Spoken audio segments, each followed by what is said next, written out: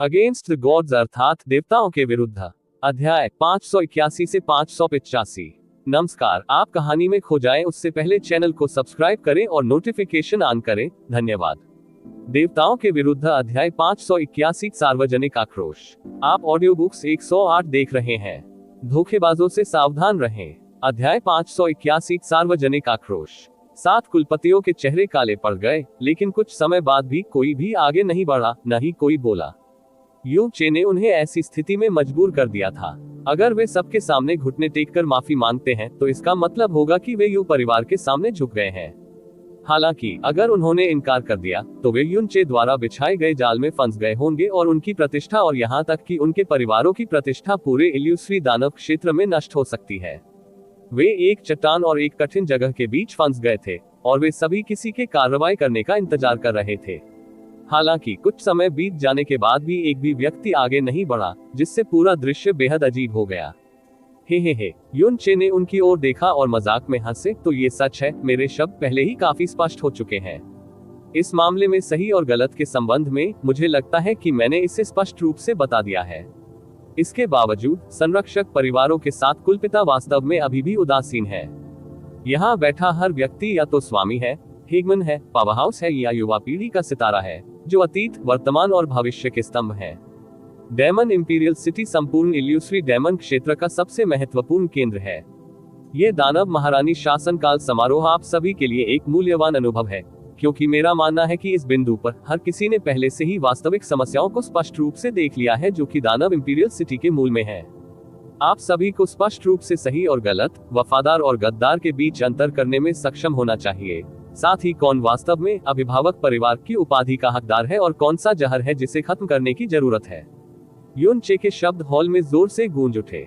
उनके शब्द इतने सीधे थे कि वे चाकुओं से 1000 गुना ज्यादा तेज थे।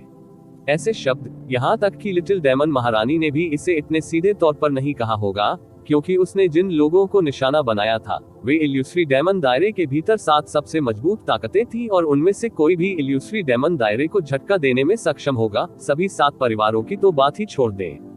यदि यह कोई अन्य अवसर होता तो यू चे निश्चित रूप से ऐसे शब्द नहीं बोलते, क्योंकि यह एक बेहद तरकीन कार्रवाई थी। हालांकि तभी और वहीं वह बिना परवाह किए चिल्लाया। उसकी आवाज गगनभेदी थी, मानो वह चाहता हो कि इल्यूश्री डेमन क्षेत्र की पूरी आबादी उसे स्पष्ट रूप से सुन सके।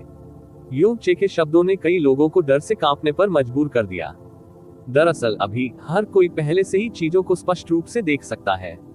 फिर भी कितने लोग 7 महान संरक्षक परिवारों की शक्ति और प्रभाव के सामने जवाब देने की हिम्मत करेंगे। हालांकि जैसे ही यू चे ने बोलना समाप्त किया, सीटों के पीछे से एक उत्तेजित और बुजुर्ग आवाज सुनाई दी। खूब कहा है। पीछे से आई इस बुजुर्ग आवाज ने सभी को चौंका दिया। जैसे ही उन्होंने आवाज के स्रोत की ओर देखा, 7 कुलपतियों की निगाहें एकाग्र हो गईं। और इस समय बोलने वाला बुजुर्ग आगे की ओर उड़ गया और यू चे के पास उतरा। बुजुर्ग ने एक साधारण ग्रे रंग का वस्त्र पहना था। उसके बाल और दाढ़ी दोनों पहले से ही बर्फ सफेद थे। उसके पूरे चेहरे पर बुढ़ापे के निशान खुदे हुए थे और यहाँ तक कि उसकी पीठ भी थोड़ी झुकी हुई थी। इस बुजुर्ग को देखकर हॉल में हंगामा मच गया और कई लोगों ने चौंककर उनका नाम पुकारा। दानव इंपीरियल हॉल के भीतर एकत्र हुए नायकों में से एक क्षेत्र के हेगमन को केवल औसत माना जा सकता था।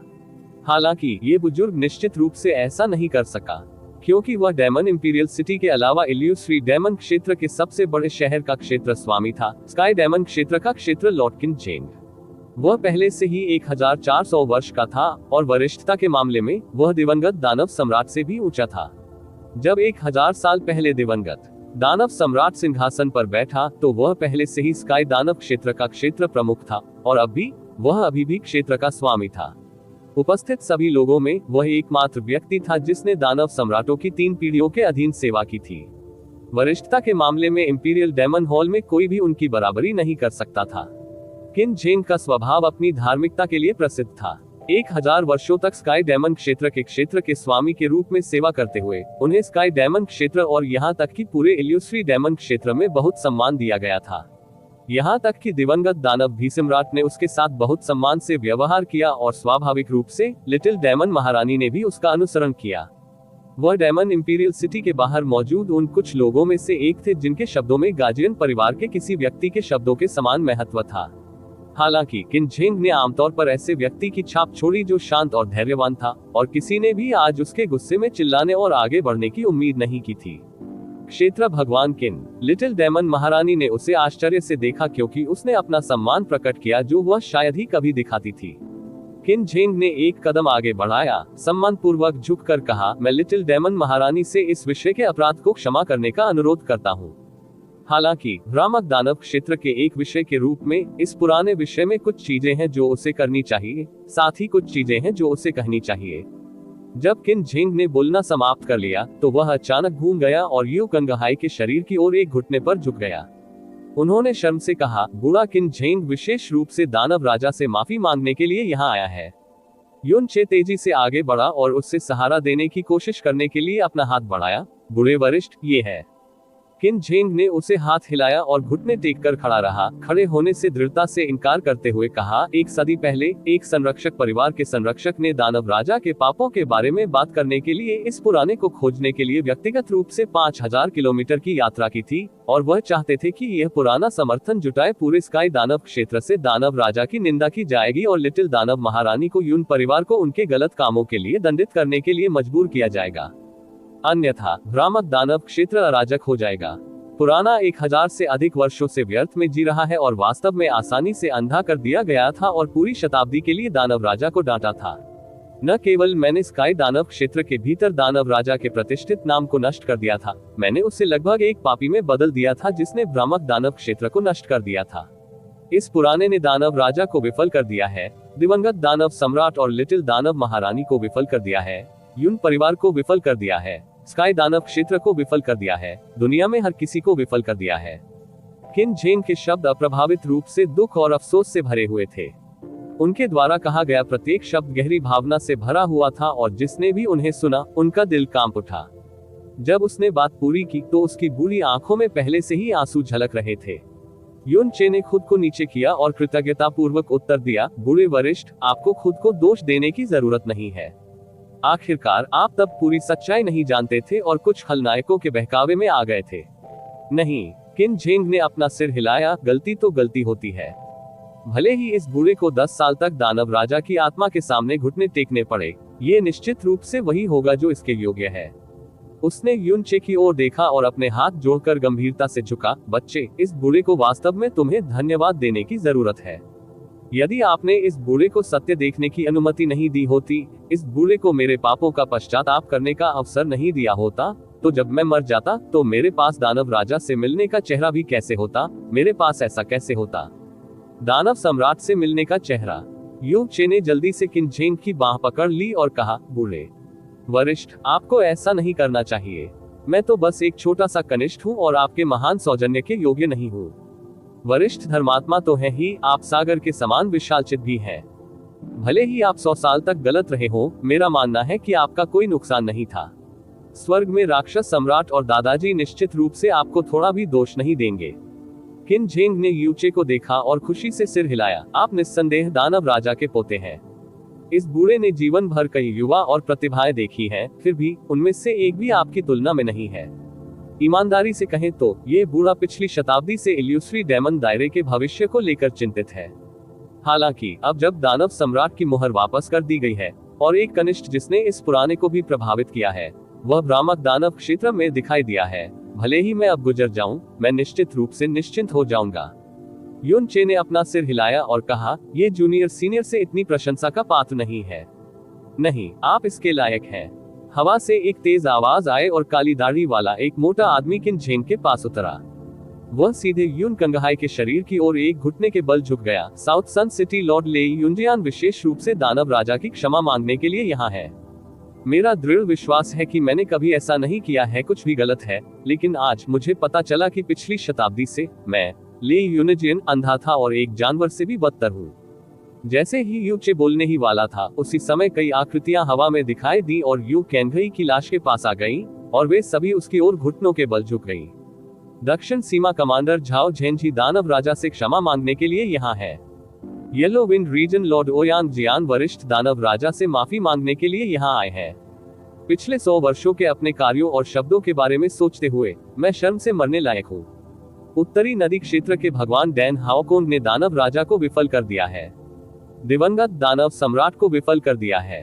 पिछले 100 वर्षों से मैं अपनी आंखों और दिल दोनों से अंधा हो गया हूँ। उद्धरण चिन्ह ... उद्धरण चिन्ह। जब से स्काई डेमन रीजन लॉर्ड किन झेंग चले गए, तब से अधिक लोगों ने अपनी सीटें छोड़ दी और यू कंगहाई के सामने घुटने टेक दिए और उनके शरीर के सामने अपनी गलतियों पर पश्चाताप किया। 1 से 10, सैकड़ों से हजारों और अंत में 10,000। 15 मिनट से भी कम समय में डेमन इंपीरियल हॉल की पहले से भरी हुई सीटें अब लगभग खाली थी। लिटिल डेमन एम्प्रेस द्वारा युद्ध क्षेत्र के रूप में नामित क्षेत्र अब लोगों की लहरों और लहरों से भर गया था। सभी यू कैंगहाई के शरीर के सामने एक घुटने पर झुके हुए थे। किसी को भी ऐसा नजारा देखने की उम्मीद नहीं थी। पिछली सदी में वफादार और साहसी दानव राजा, जिसने मायावी दानव क्षेत्र के लिए अपना जीवन भी त्याग दिया था, के साथ एक पापी के रूप में व्यवहार किया गया था जिसने एक जघन्य अपराध किया था। अनगिनत लोगों ने अपने अपने क्षेत्रों में आलोचना की, अपमान किया और यहाँ तक कि बुरी अफवाहें भी फैलाई। अब जब सच्चाई सामने आ गई है और दानव राजा के शरीर को देखकर जो कोई भी शर्म जानता है और थोड़ा सा भी विवेक रखता है, उसे बहुत शर्म महसूस होगी खुद।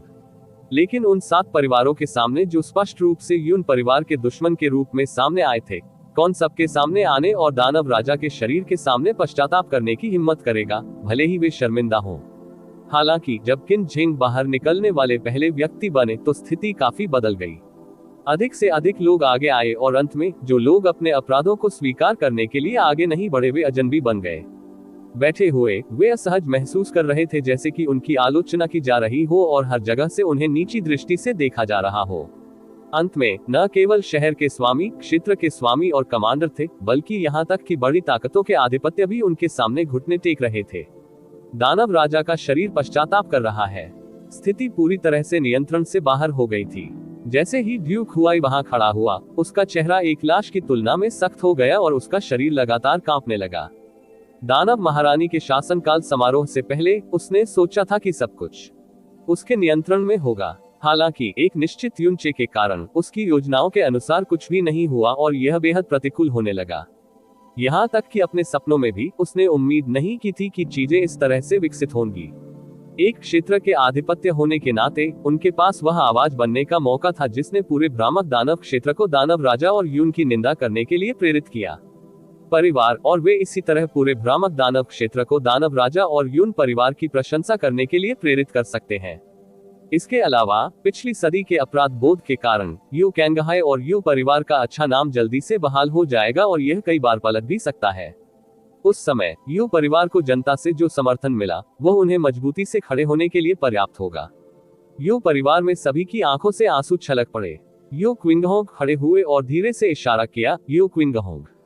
सभी को धन्यवाद। किन झेंग ने ऊपर देखा और नुकसान की भावना के साथ कहा, हम केवल अपनी गलतियों को स्वीकार कर रहे थे और अपने द्वारा किए गए बड़े पाप पर पश्चाताप कर रहे थे। भले ही पैट्रियार्क यून हमें दोष दें और हमें डांटें, ये निस्संदेह उचित है, तो आपको हमें धन्यवाद देने की आवश्यकता क्यों है? बजाय किन झेंग अचानक घूमे और उन 7 कुलपतियों की ओर देखा जो वहां खड़े थे।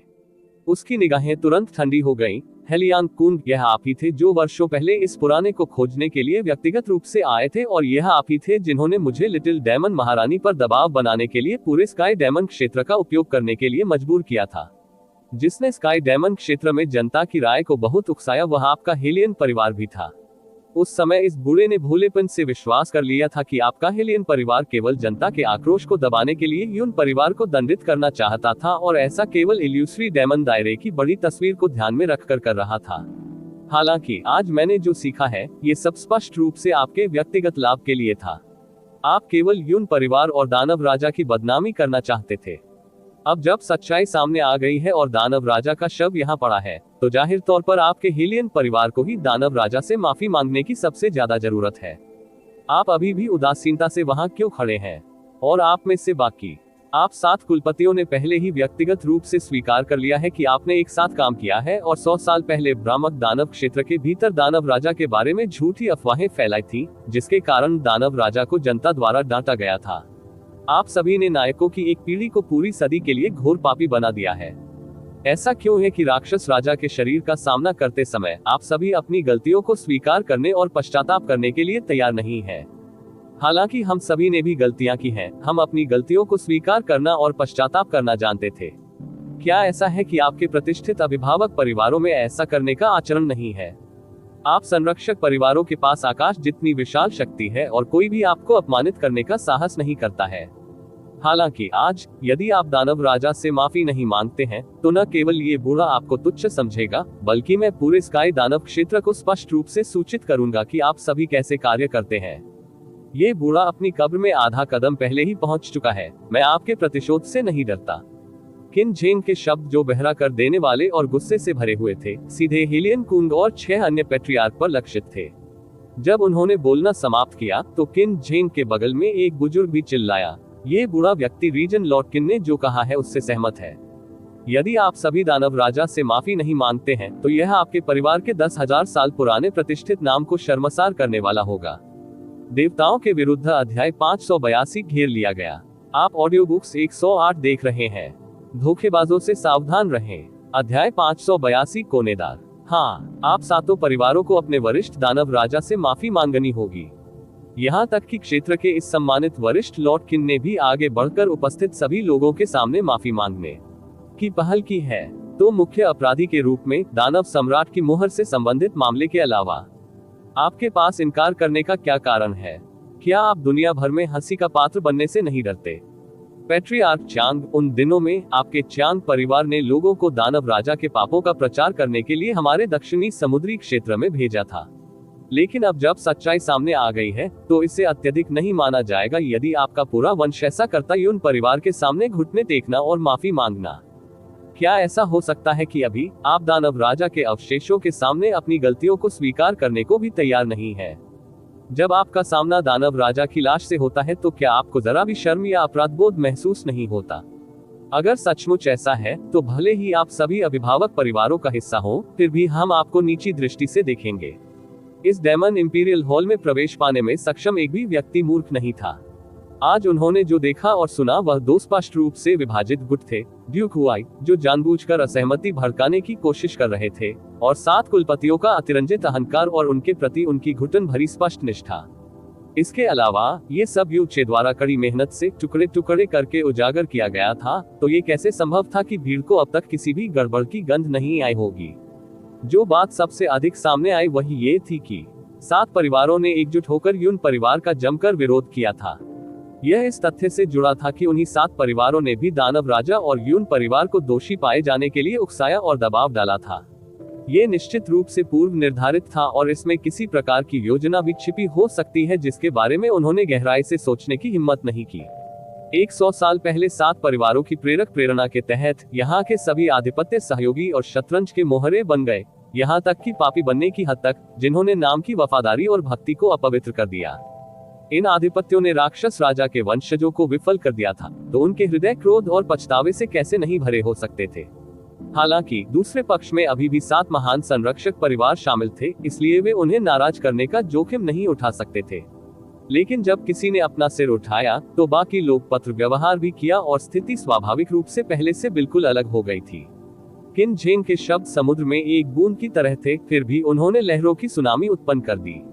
सभी क्षेत्र के स्वामी, शहर के स्वामी और आधिपत्य उन 7 परिवारों को स्पष्ट आक्रोश के साथ घूर रहे थे, क्योंकि वे एक दूसरे के साथ गर्म शब्दों का आदान प्रदान कर रहे थे। कुछ समय के लिए पूरा डेमन इंपीरियल हॉल 7 परिवारों की निंदा करने वाली आवाजों से भर गया। इस आलोचना की ध्वनि अधिकाधिक गगनभेदी और अधिकाधिक उग्र होती गई। सभी 7 कुलपतियों के चेहरे तेजी से हिल गए, उनके माथे पर ठंडे पसीने की चमक दिखाई दी। उनके हृदयों को ऐसा महसूस हो रहा था मानो उन पर 30,000 किलोग्राम का कोई पत्थर दबा दिया जा रहा हो। भले ही उन्हें स्वयं दानव सम्राट द्वारा कड़ी फटकार और डांटा जाना पड़े, फिर भी उन्हें उतना दबाव महसूस नहीं होगा जितना वे अब महसूस कर रहे हैं। यदि उन्हें उन सभी लोगों में से किसी यादृच्छिक व्यक्ति को चुनना होता जो इस समय उनकी आलोचना कर रहे थे, तो उस व्यक्ति के पास उनके सामने अपना सिर झुकाने के अलावा कोई विकल्प नहीं होता। लेकिन अगर वे सभी लोग जिन्हें वे मूल रूप से कम नश्वर मानते थे, एक साथ आ गए, तो उन्होंने पूरे भ्रामक दानव क्षेत्र और उसमें मौजूद सभी लोगों की इच्छा का प्रतिनिधित्व किया। ड्यूक हुआई, क्या हमें अभी क्या करना चाहिए? 7 कुलपतियों ने जल्दबाजी में ड्यूक हुआई को ध्वनि प्रसारण भेजा, जबकि उनमें से प्रत्येक का शरीर पसीने से लथपथ हो गया था। वे अतुलनीय रूप से स्पष्ट थे कि वर्तमान स्थिति को देखते हुए आज एक भी गलत कदम उठाने से उनकी 10,000 वर्षों से चली आ रही प्रतिष्ठित प्रतिष्ठा चट्टान की तरह गिर जाएगी। स्थिति इतनी गंभीर थी कि यह संभव था कि अगर उन्होंने कोई गलती की तो उन्हें पूरे भ्रामक दानव क्षेत्र द्वारा निशाना बनाया जाएगा। ड्यूक हुआई ने व्यावहारिक रूप से अपने 2 दांतों को टुकड़े टुकड़े कर दिया था। इन सभी वर्षों की साजिशों के परिणामस्वरूप ड्यूक हुआई के पास लिटिल डेमन महारानी की तुलना में अधिक शक्ति का आधार था, लेकिन उनकी गतिविधियां हमेशा धीमी और प्रतिबंधित थीं, मुख्यतः क्योंकि लोगों की इच्छा कुछ ऐसी थी जिसे हासिल करने का वह केवल सपना देख सकते थे। पिछले कुछ साल, आज का दानव महारानी शासनकाल समारोह, जब क्षेत्र के सभी नायक एकत्र हुए थे, वह उत्कृष्ट अवसर था जिसका वह हमेशा से इंतजार कर रहा था। उसने सचमुच आज के दिन अपनी सारी महत्वाकांक्षाएं दांव पर लगा दी थी, लेकिन किसने सोचा होगा कि इससे पहले कि वह एक भी कदम उठाए, यूचे उसकी योजना को धराशायी कर देगा। लेकिन ये यही नहीं रुका। जिस क्षण वह अनजाने में पकड़ा गया, लोगों की इच्छा यून परिवार की ओर स्थानांतरित हो गई थी, और 7 अभिभावक परिवार, जिन्हें उसने भारी कीमत पर हासिल किया था, पलक झपकते ही अपने आसपास के सभी लोगों के दुश्मन बन गए थे। यून परिवार के 100 वर्षों के तिरस्कार के संबंध में न केवल वे यू परिवार को संरक्षक परिवारों की श्रेणी से बाहर निकालने में असमर्थ थे, बल्कि उन्होंने क्षेत्र के सभी नायकों के अपराध, पश्चाताप और क्रोध को भी जन्म दिया था। और न केवल लोगों के दिल, एक चीज जिसे वह सबसे अधिक पकड़ना चाहते थे, वह उनकी ओर नहीं झुका, बल्कि वे पूरी तरह से उनके विरोधी दलों के पक्ष में हो गए। उसकी योजना अभी शुरू ही हुई थी, लेकिन ये पूरी तरह से बर्बाद हो गई थी, और यहाँ तक कि वह बेहद दुखी और मनहूस दिखने लगा था। ये वो नतीजा हुआ जिसके बारे में उन्होंने सपने में भी नहीं सोचा था।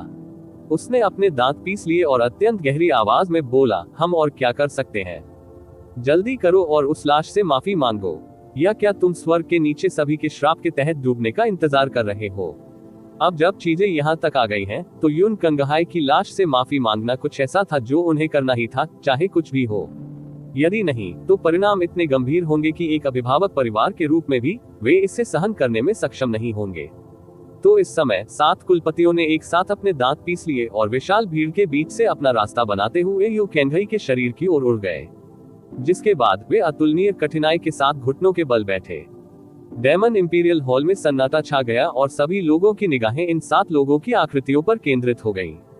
हेलियन कुंग और उनके 6 हमवतन लोगों के लिए ये निगाहें उन अपराधियों की तरह थी जिनका न्याय किया जा रहा था, और यह उनके लिए बेहद असहनीय था। उनमें से 7 ने कभी सपने में भी नहीं सोचा था कि अभिभावक परिवारों के मुखिया के रूप में वे वास्तव में एक दिन ऐसी मुसीबत में पड़ जाएंगे। हेलियन कुंग ने उसे दांतों से काट लिया, जमकर दांत निकाले, और उसके बाद उसने एक तेज सांस छोड़ी। अपना सारा प्रयास एक शांत और शांत चेहरे को चित्रित करने में लगा दिया।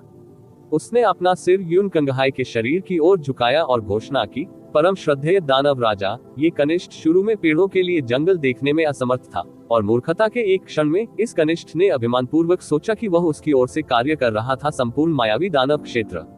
लेकिन इस जूनियर ने कभी सोचा भी नहीं होगा कि वह इतनी गंभीर गलती करेगा, इसलिए ये जूनियर विनम्रतापूर्वक परम पूजनीय दानव राजा से क्षमा मांगता है। भले ही हेलियन कुंग ने माफी मांगी थी, लेकिन उसने अपने पाप को बेहद मामूली बना दिया था। उसके मुंह से निकले शब्दों ने इसे कुछ ऐसा बना दिया जो भ्रामक दानव क्षेत्र के लिए किया गया था। यून चे ने ठंडी, मौन हंसी दी, लेकिन वह बोला नहीं। चियांग बेली, जियोफांग कुई, बाय यी, नांगोन यान, जियो जिफेंग और लिन गुयान सभी ने इसका अनुसरण किया और माफी मांगने के लिए आगे बढ़े। जो शब्द उन्होंने चिल्लाकर कहे वे बिल्कुल वही शब्द थे जो हेलियन कुंग ने कहे थे। जब 7 कुलपिता अपने पैरों पर खड़े हुए, तो उनके चेहरे इतने काले थे कि ऐसा लग रहा था जैसे वे किसी बर्तन के नीचे से निकले हों। उन्होंने अपनी आंखों के कोनों से यूचे पर नजर डाली, जैसे वे सभी उसे अपने नंगे दांतों से फाड़ देना चाहते थे। हालांकि यह स्पष्ट था कि 7 कुलपतियों की ओर से अपराध स्वीकारोक्ति में दृढ़ विश्वास की कमी थी, क्योंकि संरक्षक परिवारों के कुलपतियों के रूप में उनकी स्थिति के बावजूद उन्होंने सभी को देखने के लिए यू केंघई के शरीर की ओर अपना सिर झुकाया था। नहीं कोई उनके विरुद्ध और भी निंदा कर सकता है। यू चे ने चुपचाप यू केंघाई की शांतिपूर्ण लाश को देखा, क्योंकि उसके शांत दिल में एक खट्टी भावना घर कर गई थी। दादाजी, यू परिवार के पुनर्वास का श्रेय मुझे नहीं दिया जा सकता, यदि यह इस तथ्य के लिए नहीं होता कि आपने 100 वर्षों तक जिद्दी होकर अपनी मरती सांस तक राक्षस सम्राट की मुहर की रक्षा की। यदि यह आपकी निष्ठा और धार्मिकता के लिए नहीं होती, जो सूर्य और चंद्रमा द्वारा परिलक्षित होती है, भले ही मेरे पास अपार क्षमता हो, मैं ऐसा करता। यून परिवार अभी भी लोगों का दिल जीतने में सक्षम नहीं है। वह दादाजी ही थे जिन्होंने मुझे फिर से दिन की रोशनी देखने की अनुमति देने के लिए अपने जीवन का उपयोग किया। फिर भी मैं दादाजी के लिए केवल इतना ही कर सकता हूँ। यह उस स्नेह का एक अंश भी नहीं है जो दादाजी ने मुझे दिखाया था। हाँ हाँ, 7 कुलपतियों ने व्यक्तिगत रूप से दानव राजा के खिलाफ अपने पाप को स्वीकार करने के लिए अपने घुटनों पर बैठ गए हैं। भले ही यह कुछ ऐसा था जिसे करना ही था, इसने इन 7 कुलपतियों के दिलों की व्यापकता के साथ साथ उनके महान व्यवहार को भी स्पष्ट रूप से प्रदर्शित किया है। ड्यूक हुआई ने शांत भाव के साथ खड़े होते हुए कहा। उन्होंने शांतिपूर्वक उन 7 लोगों की प्रशंसा की जिन्होंने स्पष्ट रूप से एक गंभीर गलती की थी और जो यहाँ मौजूद सभी लोगों द्वारा स्पष्ट रूप से तिरस्कृत थे, और उनका आचरण एक ऐसे व्यक्ति की तरह था जो वर्तमान गड़बड़ स्थिति में पूरी तरह से शामिल नहीं था। उन्होंने यूचे की ओर देखा और स्थिर स्वर में कहा, यूचे, 7 कुलपतियों ने अपनी गरिमा की उपेक्षा की है और दानव राजा के खिलाफ अपने पापों को स्वीकार करने के लिए अपने घुटनों पर बैठ गए हैं। यह आपकी इच्छाओं के पूर्ण अनुपालन में है। तो अब आपके लिए दानव सम्राट की मुहर को छोटी दानव महारानी को लौटाने का समय आ गया है। ऐसा लगता है कि ड्यूक हुआई की याददाश्त उतनी अच्छी नहीं है। युन चे ने अपनी आंखें तिरछी करते हुए नरमी से कहा, मैंने इसे पहले भी बहुत स्पष्ट रूप से कहा था।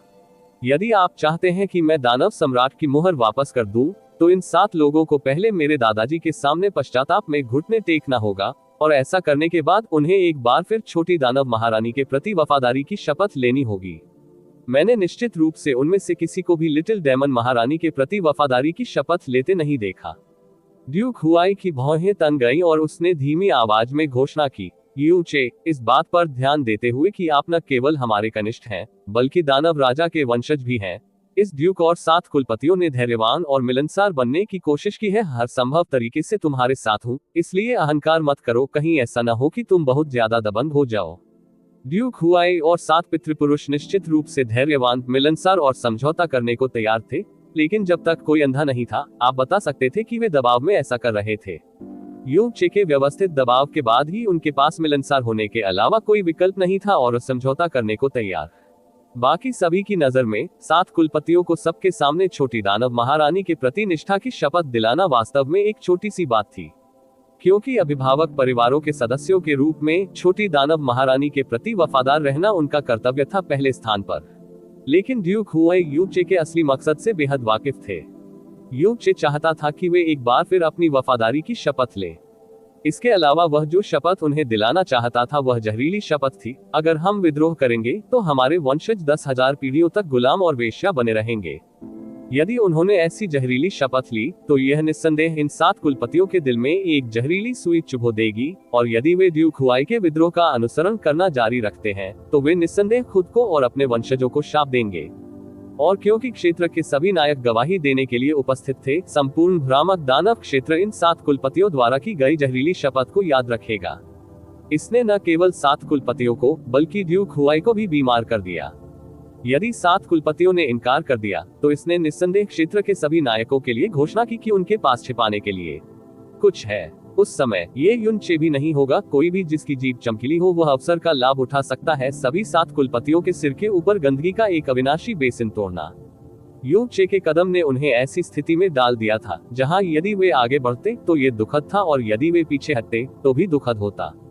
ये शैतान के अभिशाप से भी अधिक दुर्भावनापूर्ण था। मैं बहुत ज्यादा दबंग हो रहा हूँ।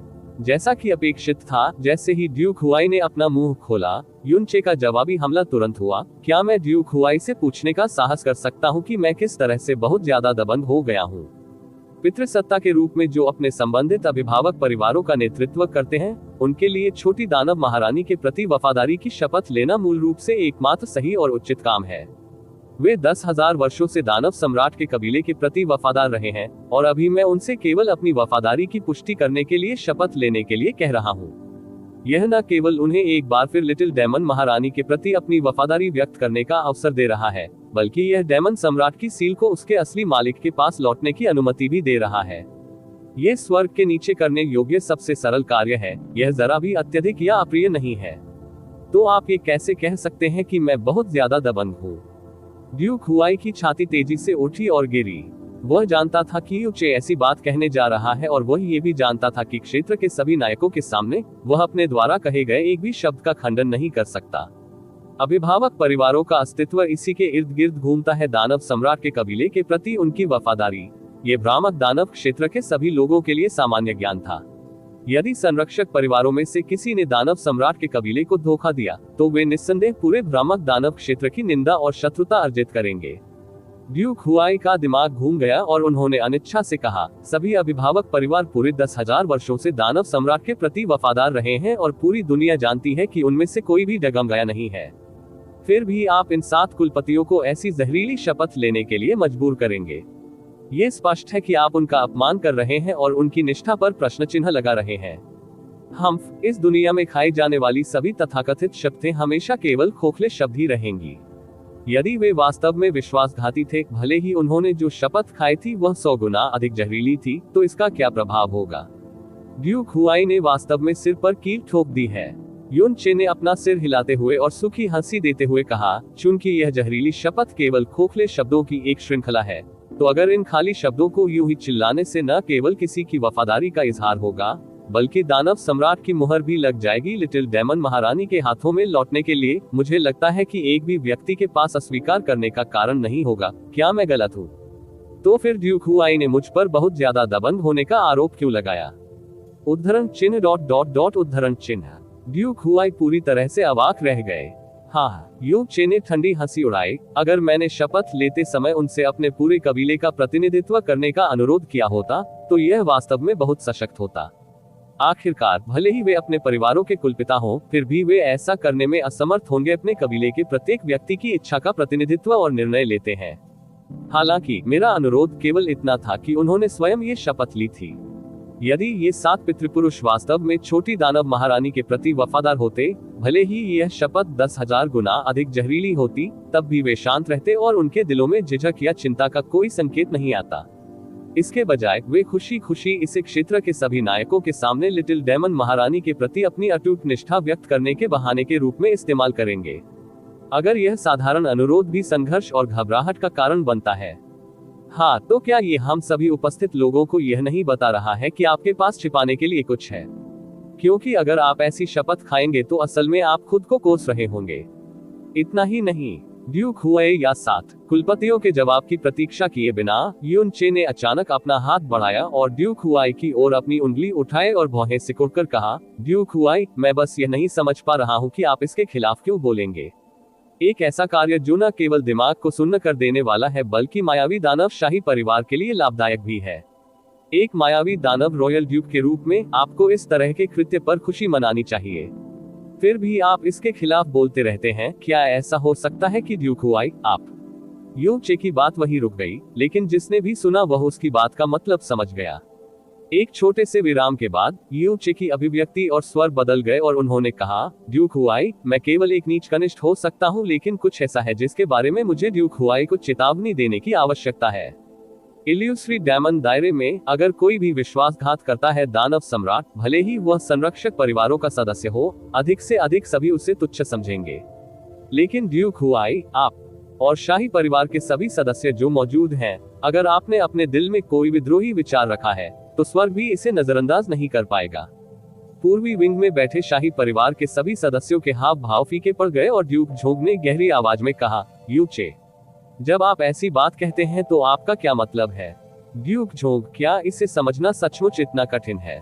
युन चे की आंखें थोड़ी सिकुड़ गईं और उसने अत्यंत गंभीर स्वर में उत्तर दिया, यहाँ हर कोई जानता है कि शुरुआत में पहले दानव सम्राट ने पूरे भ्रामक दानव क्षेत्र पर विजय प्राप्त की और इसे अंतहीन अराजकता के युग से बाहर लाया और शांति के युग की शुरुआत की। और शांति जो 10,000 वर्षों से चली आ रही है। शुरुआत में जो लोग प्रथम दानव सम्राट के साथ उसकी सारी लड़ाइयों में साथ थे, जब उसने मायावी दानव क्षेत्र को एकजुट किया था, वे 12 अभिभावक परिवार थे। 10,000 साल पहले 12 संरक्षक परिवार मूल दानव सम्राट की भुजाएं थे। बीते 10,000 वर्षों में वे हमेशा दानव सम्राट के चारों ओर सुरक्षात्मक दीवारें रहे हैं। तो यह वास्तव में कहा जा सकता है कि उन्होंने स्वयं को महिमा से ढक लिया है। 12 अभिभावक परिवारों के पास आज जो पद और प्रतिष्ठा है, वह वास्तव में कुछ ऐसा है जिसके वे हकदार हैं। लेकिन शाही परिवार के आप सभी सदस्यों, ये केवल इसलिए है क्योंकि आपको दानव सम्राट के वंश का एक हिस्सा विरासत में मिला है, जिसके कारण आपके जन्म के बाद से आपको सर्वोच्च कुलीन माना जाता है। सबसे भव्य पदों पर आसीन होना, सर्वोत्तम संसाधनों तक पहुंच होना और विलासिता की गोद में रहना, जिसका आम आदमी अपने जीवन काल में एक बार भी आनंद लेने की उम्मीद नहीं करता है। इसके अलावा आप में से किसी को भी कुछ भी योगदान करने की आवश्यकता नहीं थी और न ही आपने युद्ध के मैदान पर रक्त और गौरव की कोई विरासत छोड़ी थी। आपके पास जो कुछ भी है वह इस तथ्य के कारण है कि आपको दानव सम्राट के वंश की वंशावली विरासत में मिली है। इसलिए आपके पास जो कुछ भी है वह राक्षस सम्राट के कबीले के उपकार के कारण है। आप स्पष्ट विवेक के साथ इन सब का आनंद ले सकते हैं, लेकिन आप में से किसी को भी यह कभी नहीं भूलना चाहिए कि वह कौन था जिसने आपको ये दिया था। इसके अलावा तुम्हारे दिलों में विश्वासघात का जरा सा भी संकेत नहीं हो सकता। यदि नहीं तो आप बस कृतघ्न और विश्वासघाती होंगे, क्योंकि आप उस हाथ को काटने की कोशिश करेंगे जिसने आपको खिलाया है। यहाँ तक कि स्वर्ग और धरती भी तुम्हारे कृत्यों को सहन नहीं कर सकेंगे। इस समय दानव सम्राट का कबीला पिछले 10,000 वर्षों में सबसे बड़े संकट से गुजर रहा है। पिछले दानव सम्राट की मृत्यु हो गई है, छोटे दानव सम्राट की मृत्यु हो गई है, और अब केवल छोटी दानव महारानी ही बची है जो अकेले ही सब कुछ संभाल सकती है। लेकिन क्योंकि वह एक महिला है, वह थिलगातार पूछताछ की गई। आप सभी जो भ्रामक दानव शाही परिवार से हैं, उन्होंने दानव सम्राट की वंशावली से 10,000 वर्षों के अनुग्रह का आनंद लिया है, और अब जब दानव सम्राट की वंशावली एक अभूतपूर्व संकट में डूब गई है, तो क्या ये सबसे अच्छा समय नहीं है कि आप दानव सम्राट के आदेश का बदला चुकाने जा रहे हैं?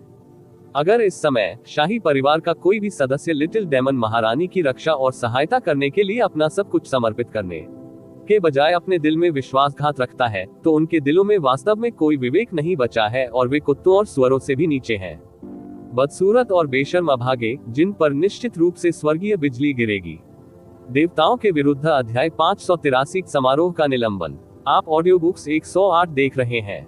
धोखेबाजों से सावधान रहें। अध्याय 583 समारोह का निलंबन। उद्धरण चिन्ह उद्धरण चिन्ह। ड्यूक हुआई के होंठ बैंगनी हो गए क्योंकि उसके दोनों हाथ हल्के से कांप रहे थे। उसकी छाती लगभग फट गई। यह उनके पूरे जीवन काल में मिला सबसे दुर्भावनापूर्ण अपमान था, और इस अपमान को सहने से भी अधिक दर्दनाक बात यह थी कि वह इसका प्रतिकार भी नहीं कर सके।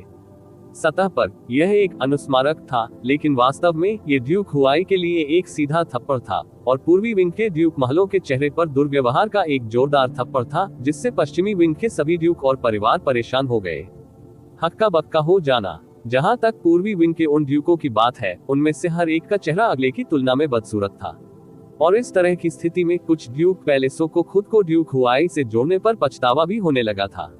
युन चे के शब्द न केवल एक बड़ी डांट थे, बल्कि वे अतुलनीय रूप से भारी बेड़ियों का एक सेट भी थे, जो उनके बेवफा डुकल शरीर पर लूपिंग कर रहे थे और उन्हें इस हद तक अस्वस्थ महसूस कर रहे थे कि वे मरना चाहते थे। ड्यूक हुआई और आप सभी विभिन्न ड्यूक, क्या मैंने, यू चे ने जो कहा उसमें कुछ गलत है? यदि कुछ भी गलत हो तो कृपया मेरी गलती बताएं। युन चे ने बेहद धीमी गति से कहा, और उसकी नजर पूर्वी विंग पर पड़ी। ड्यूक हुआई, ड्यूक जोंग और पूर्वी विंग के सभी सबसे प्रभावशाली ड्यूक बिल्कुल मौन थे। उनमें से एक ने भी जवाब देने या निंदा करने के लिए कुछ नहीं बोला। इस समय उनकी मनस्थिति ऐसी थी मानो उन्हें मल खिला दिया गया हो। न केवल वे इसे उगल नहीं सकते थे, बल्कि वे विरोध भी नहीं कर सकते थे, और उन्हें सर्वसम्मति से सिर हिलाकर स्वीकार करना पड़ा कि उन्हें मल खिलाया जाना सही था। लिटिल डेमन महारानी शुरू से ही चुपचाप यू चे को देख रही थी। उसकी आंखों में भ्रम की एक जटिल अभिव्यक्ति स्पष्ट थी।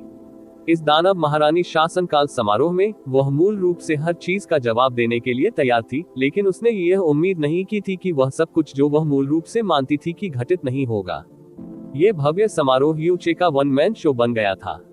यहाँ तक कि ड्यूक हुआई, जिनके खिलाफ गार्जियन परिवार शक्तिहीन थे, जिन्हें वह खुद डरावना बताती थी, को यू चे ने बुरी तरह हरा दिया था, जो कहीं से भी बाहर आए थे, जबकि उन्होंने 7 विश्व हिलाने वाले गार्जियन परिवारों को भी लगभग हरा दिया था। मूर्ख बनो। उसकी निगाहों के नीचे यू चे अचानक घूमा और उसका सामना किया, फिर दानव सम्राट की मुहर को एक बार फिर अपने हाथों में उठाते हुए कहा, छोटी दानव महारानी, कृपया यू चे की पिछली जिद को क्षमा करें। युन चे अब इस दानव सम्राट की मुहर को छोटी दानव महारानी को लौटा देगा। अपनी बात खत्म करने के बाद वह धीरे धीरे आगे बढ़े और छोटी दानव महारानी को दानव सम्राट की मुहर की पेशकश की। दोनों की नजरें अपेक्षाकृत करीब थीं, और उस रात पानी के भीतर एक नग्न युवा लड़की के जैद शरीर की छवि यू चे के दिमाग में अनजाने में उभर आई। एक अजीब अभिव्यक्ति तुरंत उसकी आंखों की गहराई में चमक उठी, और यहाँ तक कि उसके मुंह के कोने भी उसके बाद हिल गए। लिटिल डेमन एम्प्रेस की उस्तरा तेज आंखों ने उसकी आंखों में अश्लीलता के उस निशान को पकड़ लिया, और बर्फ जैसी ठंडी हत्या का इरादा तुरंत उसकी आंखों में दिखाई दिया, जिससे युन चे ठंड से लगभग कांपने लगा। उसने तुरंत दानव सम्राट की मुहर नहीं ली, और इसके बजाय शांति से पूछा, आप उस अनुरोध का पालन जारी नहीं रखेंगे जो आपने अभी एक क्षण पहले किया था? कोई जरूरत नहीं है। यू चे ने अपना सिर हिलाया और जारी रखा, दानव सम्राट की मुहर मूल रूप से दानव सम्राट के कबीले से संबंधित एक वस्तु है। किसी चीज को उसके असली मालिक को लौटाना कुछ ऐसा ही है जो आप करते हैं। ये सिर्फ इतना था कि इस दानव सम्राट की मुहर पर मेरे दादाजी की वफादारी और जीवन का सबूत था। मेरे दादाजी ने उनके साथ कैसा व्यवहार किया, इसके अलावा उन्होंने क्या भुगतान किया, बस मुझे इतनी आसानी से जाने देने में असमर्थ बना दिया। इसलिए पहले मैंने दानव सम्राट की मुहर की मदद से 7 कुलपतियों से मेरे दादाजी से माफी मांगी और साथ ही कुछ लोगों को याद दिलाया कि वे अपना कर्तव्य कभी न भूलें और अपना कर्तव्य कभी न खोएं, नैतिकता की भावना। दानव राजा के वंशज के रूप में मैं यह नहीं देखना चाहता कि जिस चीज की रक्षा के लिए मेरे दादाजी ने अपने जीवन का उपयोग किया, उसे कुछ दुष्ट लोगों की साजिश का शिकार होना पड़े। चूंकि मैंने इन लोगों को पहले ही याद दिला दिया है, ये पहले से ही पर्याप्त है। अन्यथा अगर ऐसे लोग थे जो इस समारोह के अंत के बाद झिझक रहे थे और वफादारी की प्रतिज्ञा करने को तैयार नहीं थे, तो क्या इससे लिटिल डेमन महारानी और पूरी दुनिया को घृणा नहीं होगी जो डेमन महारानी के प्रति वफादार है? यू चे ने लापरवाही से कुछ शब्द कहे, लेकिन इसमें कोई संदेह नहीं कि वे कुछ लोगों पर चाकू से किए गए कई वार थे। छोटी दानव महारानी ने अपना हाथ बढ़ाया और शांत चेहरे के साथ दानव सम्राट की मुहर को धीरे से ले लिया। उसकी हरकतें इतनी सावधान और हल्की थी जैसे उसने उसे अपने हाथों में पकड़ लिया हो। हालांकि युन चे जो उसके करीब था, उसने अभी भी उसकी आंखों में थोड़ी उथल पुथल देखी। चूंकि वह दानव सम्राट की वंशावली की एकमात्र जीवित सदस्य थी, किसी को भी वास्तव में समझ नहीं आया कि दानव सम्राट की मुहर खोने का उसके लिए क्या मतलब था, और कोई नहीं जानता था कि इस समय उसका दिल कैसे धड़क रहा था। दानव सम्राट की सील के जलते तापमान और शुद्ध गोल्डन क्रो आभा को महसूस करने के बाद उसने धीरे से अपनी आंखें बंद कर ली और फिर पीछे मुड़कर शाही सिंहासन की ओर वापस चली गई। सिंहासन के सामने छोटी दानव महारानी घूमी, उसके हाथों ने दानव सम्राट की मुहर पकड़ ली। उसकी सफेद पतली उंगलियां और चिकनी कलाइयां दानव सम्राट सील की स्पष्ट आग की रोशनी की चमक के भीतर दुनिया के सबसे शुद्ध जैड पत्थर की तरह सुंदर लग रही थी। हालांकि पूरे दानव इंपीरियल हॉल में केवल युन चे ही ऐसा व्यक्ति था जिसके मन में ऐसा विचार आया हो, छोटी दानव महारानी के हाथों की प्रशंसा करे। शताब्दी से खोई हुई दानव सम्राट की मुहर आखिरकार वापस आ गई है। यह एक अत्यंत आकस्मिक घटना है जिसका श्रेय काफी हद तक युन परिवार को जाता है, और इससे कोई इनकार नहीं कर सकता है। युन परिवार की विशाल सेवा के संबंध में यह महारानी उन्हें बहुत पुरस्कृत करेगी। इन 100 वर्षों के दौरान युन परिवार ने जो अन्याय सहा है, उसके लिए यह महारानी उन्हें उचित मुआवजा भी देगी। जहां तक इसके भीतर छुपे सभी अधिकारों और गलतियों की बात है, यह साम्राज्य निश्चित रूप से इसकी गहन जांच करेगी। लिटिल डेमन महारानी की नजर बड़े हॉल पर पड़ी और जो लोग इसके संपर्क में आए थे, उनकी अभिव्यक्तियां सुस्त हो गईं, यहां तक कि उनकी सांसें भी तुरंत शांत हो गई थी। उसके हाथ के बदलाव के साथ दानव सम्राट की मुहर उसके हाथों से गायब हो गई और उसने कहा, इस महारानी ने पहले मेरे शाही पिता के स्मारक पट्टिका के सामने शपथ ली थी कि मैं दानव सम्राट की मुहर को पुनः प्राप्त करने के लिए किसी भी और सभी तरीकों का उपयोग करूंगी, और यह कि एक बार जब मैं इसे पुनः प्राप्त कर लूंगा तो मैं दिवंगत सम्राट के लिए एक स्मारक सेवा आयोजित करूंगा।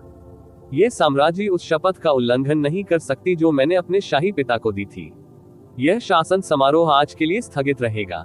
सभी लोग कृपया अपने निवासों को लौट जाएं। समारोह 3 दिनों तक चलेगा। यह लिटिल डेमन एम्प्रेस की समारोह को अस्थायी रूप से रोकने की अचानक घोषणा ने सभी को आश्चर्यचकित कर दिया, लेकिन यह अभी भी तर्कसंगत लग रहा था। ये काफी उचित प्रतीत हुआ कि लिटिल दानव महारानी तुरंत दिवंगत दानव सम्राट और छोटे दानव सम्राट को सूचित करने के लिए एक स्मारक सेवा आयोजित करना चाहती थी कि दानव सम्राट की मुहर जैसी महत्वपूर्ण वस्तु वापस आ गई थी। इसके अलावा लिटिल डेमन महारानी को भी आज जो कुछ भी हुआ, उसे पचाने और उस पर प्रतिक्रिया देने के बारे में सोचने के लिए समय की आवश्यकता थी। फिलहाल दानव राजा के अवशेष यू परिवार के पास रहेंगे। एक बार जब हम एक शुभ तिथि चुन लेंगे तो हम शाही परिवार के उच्चतम मानक का उपयोग करते हुए एक दफन समारोह आयोजित करेंगे। इसके अलावा जब golden crow lightning flame valley 15 दिनों में फिर से खुलेगी, उस समय युन परिवार को प्रवेश के लिए 30 लोगों को चुनने की भी अनुमति होगी। मेरा मानना है कि अन्य परिवारों और ड्यूक महलों ने पहले ही तैयारी कर ली है। युन परिवार को भी इन 15 दिनों के भीतर जल्द से जल्द अपनी तैयारी करनी होगी। इन 3 दिनों के दौरान इस महारानी को मेरे शाही पिता को श्रद्धांजलि देने के लिए ध्यान करने की आवश्यकता है। किसी को भी मुझे परेशान करने की इजाजत नहीं है, भले ही वह सबसे बड़ा मामला ही क्यों न हो। हर कोई तितर बितर हो सकता है। हम इन मामलों पर चर्चा करेंगे 3 दिन। लिटिल डेमन एम्प्रेस के समाप्त होने के बाद उसने अपनी लंबी गहरे भूरे रंग की आस्तीन की एक लहर के साथ अपने पूरे शरीर को आग की लपटों में लपेटने से पहले किसी के जवाब का इंतजार नहीं किया। जब आग की लपटें पूरी तरह से बिखर गईं, तो उसकी छाया पहले ही अपनी जगह से गायब हो चुकी थी। लिटिल डेमन एम्प्रेस के साफ अचानक चले जाने से हर कोई एक दूसरे की ओर देखने लगा, न जाने क्या किया जाए। युन चे भी दंग रह गया। उसने पहले ही प्रस्तावना पूरी तरह से तैयार कर ली थी। दानव सम्राट की मुहर उसके हाथों में होने पर छोटी दानव महारानी को शक्ति प्रदान करेगी। वह अब आसानी से ड्यूक हुआई के गुट द्वारा किए गए सार्वजनिक व्यवधान को दबा सकती थी और कम से कम उन्हें कुछ समय के लिए आंख बंद करके उत्साहपूर्वक कार्य करने की अनुमति नहीं दे सकती थी। हालांकि एक बार जब उसने दानव सम्राट की मुहर प्राप्त कर ली, तो उसने वास्तव में दानव महारानी के शासनकाल समारोह को निलंबित करने का फैसला किया था, और यहाँ तक कि इतनी स्पष्टता से चली गई थी, सिर्फ दिवंगत दानव सम्राट को श्रद्धांजलि देने के लिए। लिटिल डेमन एम्प्रेस के स्वभाव के साथ इस तरह की कार्रवाई प्रशंसनीय नहीं होनी चाहिए थी। एक बार जब लिटिल डेमन महारानी चली गई, तो महान हॉल तुरंत चर्चा में आ गया। युन किंगहोंग उठ खड़ा हुआ और दुखी मन से हॉल के केंद्र में अपने पिता के शरीर को देखा। सब लोग, चलो, हमें अपने पिता को घर वापस लाना चाहिए। यू क्विंगहोंग के नर्म वाक्य के कारण हर बुजुर्ग का सारा नियंत्रण खत्म हो गया। मानो वे पागल हो गए हो। वे बड़े हॉल के बीचों बीच चले गए और एक के बाद एक यू कैंघई के शरीर के सामने गिर पड़े।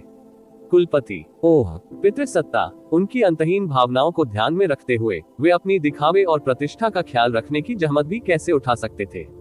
वे दुख में चिल्लाए और विलाप करने लगे। अब वे अपने बड़बड़ाने पर नियंत्रण नहीं रख पा रहे थे। ये कहा जा सकता है कि आज उन्होंने अपने पूरे जीवन के सबसे भयंकर सुख और दुख का अनुभव किया है।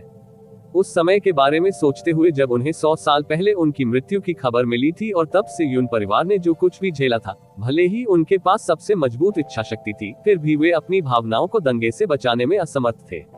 यू डुआनशुई युवा पितृसत्ता को सम्मान देता है।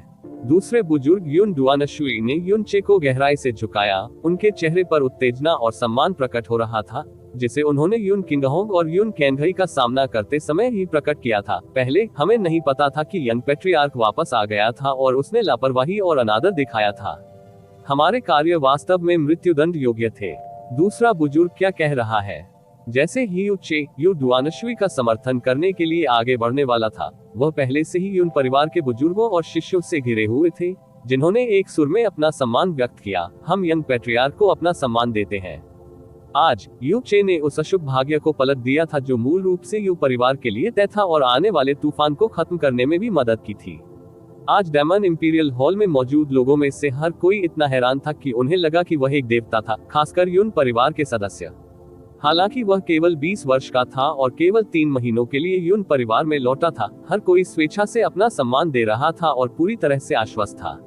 कुछ बुजुर्ग और शिष्य जो आमतौर पर उनके साथ अनादर का व्यवहार करते थे, अब डर से भर गए थे। आप वास्तव में दानव राजा के पोते हैं, युन परिवार के कुलपति के पुत्र हैं। हालांकि यह बूढ़ा 1000 साल से जीवित है, उसने आखिरकार आज देख लिया है कि वास्तव में एक उत्कृष्ट इंसान कैसा होता है। यू चे के बगल में खड़े होकर किन झेंग ने सोच समझकर कहा, क्षेत्रीय भगवान किन बहुत दयालु है। युन किंगहोंग ने आदर पूर्वक झुकते हुए कहा, ये कनिष्ठ आपके धार्मिक भाषण के लिए रीजन लॉर्ड किन को धन्यवाद देता है। क्षेत्र लॉर्ड किन को चिंता करने की आवश्यकता नहीं है। अगर सातों परिवार आपसे बदला लेने की हिम्मत करेंगे तो मैं चुपचाप नहीं बैठूंगा। हो, ये बूढ़ा केवल अपने पापों का बदला चुकाने की कोशिश कर रहा है। यदि पैट्रियार्क युन मुझे दोष नहीं देते हैं, तो मैं पहले से ही अत्यंत आभारी रहूंगा। मैं निश्चित रूप से आपके धन्यवाद का पात्र नहीं हूँ। किन झेंग ने मुस्कुराते हुए जवाब देते हुए इसे टाल दिया। जहां तक पैट्रियार्क युन की चिंताओं का सवाल है, इसकी कोई जरूरत नहीं है। ये बूढ़ा शायद अगले कुछ दशकों में उनकी कब्र में समा जाएगा। उन्हें इस पुराने के विरुद्ध कुछ भी करने की कोई आवश्यकता नहीं है। अपने प्यारे बच्चे के साथ पुनर्मिलन के लिए पैट्रियार्क यू को बधाई। ऐसे उत्तराधिकारी के साथ यू परिवार की पूर्व महिमा में वापसी केवल समय की बात है। एक क्षेत्र का स्वामी युन क्विंगहोंग को बधाई देने के लिए आगे आया। मैं रीजन लॉर्ड यू के शब्दों से असहमत हूँ। युवा पितृसत्ता यू ही है बाइस, और उसने हम सभी को प्रशंसा से भर दिया। यू परिवार में पैट्रियार्क यू और यू चे के साथ और लिटिल डेमन महारानी के उच्च सम्मान और वादे को देखते हुए यू परिवार निश्चित रूप से अपने पूर्व गौरव से आगे बढ़ेगा। हा। भाई लिन के शब्द सच हैं। पैट्रियार्क युन, बधाई हो। विभिन्न नायकों ने यू क्विंगहोंग को एक के बाद एक बधाई दी, क्योंकि उन सभी को एहसास हो गया था कि यू परिवार अब अचानक तेजी से बढ़ रहा है। यून जियाओ को राजत्व प्रदान किया गया था। यून परिवार को लिटिल डेमन एम्प्रेस का वादा मिला। यून क्विंगहोंग का गंभीर रूप से घायल शरीर चमत्कारिक रूप से ठीक हो गया। उनका खोया हुआ गौरव पुनः प्राप्त होने वाला था और इसमें काफी वृद्धि भी होने वाली थी। इससे भी महत्वपूर्ण बात यह है कि यून परिवार को एक युवा कुलपति प्राप्त हुआ था, जिससे वे सभी आश्चर्यचकित हो गए थे। ये तब भी कठिन होगा जब यून परिवार फिर से आगे बढ़ना नहीं चाहेगा। भले ही यू परिवार की ताकत वर्तमान में 12 परिवारों में सबसे कमजोर थी, इस समय किसी ने भी यह कल्पना करने की हिम्मत नहीं की कि निकट भविष्य में यू परिवार कितना बढ़ जाएगा। यून परिवार पर देश के सभी नायकों का झुंड मंडरा रहा था और उनके पीछे कई लोग यून क्विंगहोंग और यून चे के साथ कुछ बातें करने के लिए उन्मत्त रूप से धक्का दे रहे थे। ड्यूक हुआई ने एक उदास भाव के साथ उदासीनता से देखा। ऐसा लग रहा था जैसे कि उसके चेहरे पर स्थायी रूप से चिपका हुआ है, जिससे वह कभी भी आराम नहीं कर पाएगा। यून चे अपने दांतों से पीसने की आवाज के बावजूद वह बड़ी मुश्किल से 2 शब्द बोल पाया था, जो घृणा और शीतलता से भरे हुए थे। इस एक दिन के लिए ही उसने इतने वर्षों तक तैयारी की और सहन किया, लेकिन एक ही पल में सब कुछ बर्बाद हो गया। उसने अपनी योजना का केवल पहला भाग ही क्रियान्वित किया था और फिर भी इस कदम से ही वह लड़खड़ा गया था। उसने न केवल यून चे को सारी सुर्खियां बटोरने की अनुमति दी थी, बल्कि उसे शर्मनाक तरीके से अपमानित किया गया था और यहाँ तक कि उसे पर्पल वेन डिवाइन क्रिस्टल की एक बड़ी राशि भी चुकानी पड़ी थी। ड्यूक हुआई, अब हम क्या करें? ड्यूक जोंग आगे बढ़े और धीरे से पूछा। यू चे को देखते हुए वह वैसे ही अपने दांत पीस रहा था। वे सभी अच्छी तरह से जानते थे कि आज की विफलता केवल यू चे के कारण थी। केवल वह अकेला था। ड्यूक हुआई ने अपने दांत पीस लिए। जैसे ही उसकी छाती ऊपर उठी, उसके दांतों से ठंडी हवा का झोंका आया। चलो चले। ड्यूक हुआई ने अपना उदास चेहरा घुमा लिया। वह सबको नजरअंदाज करते हुए कठोरता से हॉल से बाहर की ओर चल दिया। उनके कार्यों को देखकर 7 पितृपुरुष, जो शुरू में विचलित थे, ड्यूक महलों के साथ उठे और निराशाजनक रूप से बाहर निकलने के लिए चले गए। मैं ड्यूक हुआई पैलेस और 7 कुलपतियों को विदाई देता हूँ। ड्यूक हुआई ने केवल कुछ ही कदम उठाए थे जब यून चे की तेज आवाज उसके पीछे आई थी। यू चे ने ड्यूक हुआई की आकृति के पीछे की ओर देखा, 7 कुलपतियों की ओर देखा और हंसे। हालांकि एक मामला है जिसके बारे में मुझे, यू चे, आपको याद दिलाना है।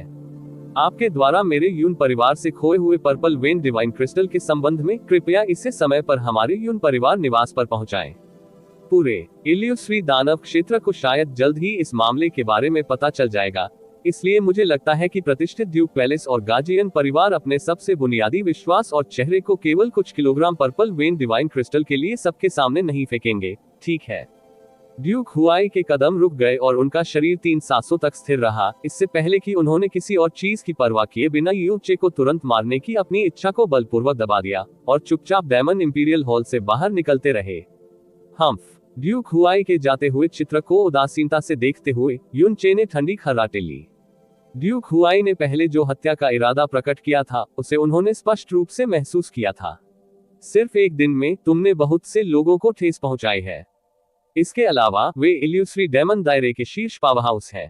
जैस्मीन ने ठंडी हंसी में कहा, यह निश्चित रूप से आपके व्यक्तित्व पर सूट करता है, जो मौत की तलाश में है, चाहे आप कहीं भी जाएं।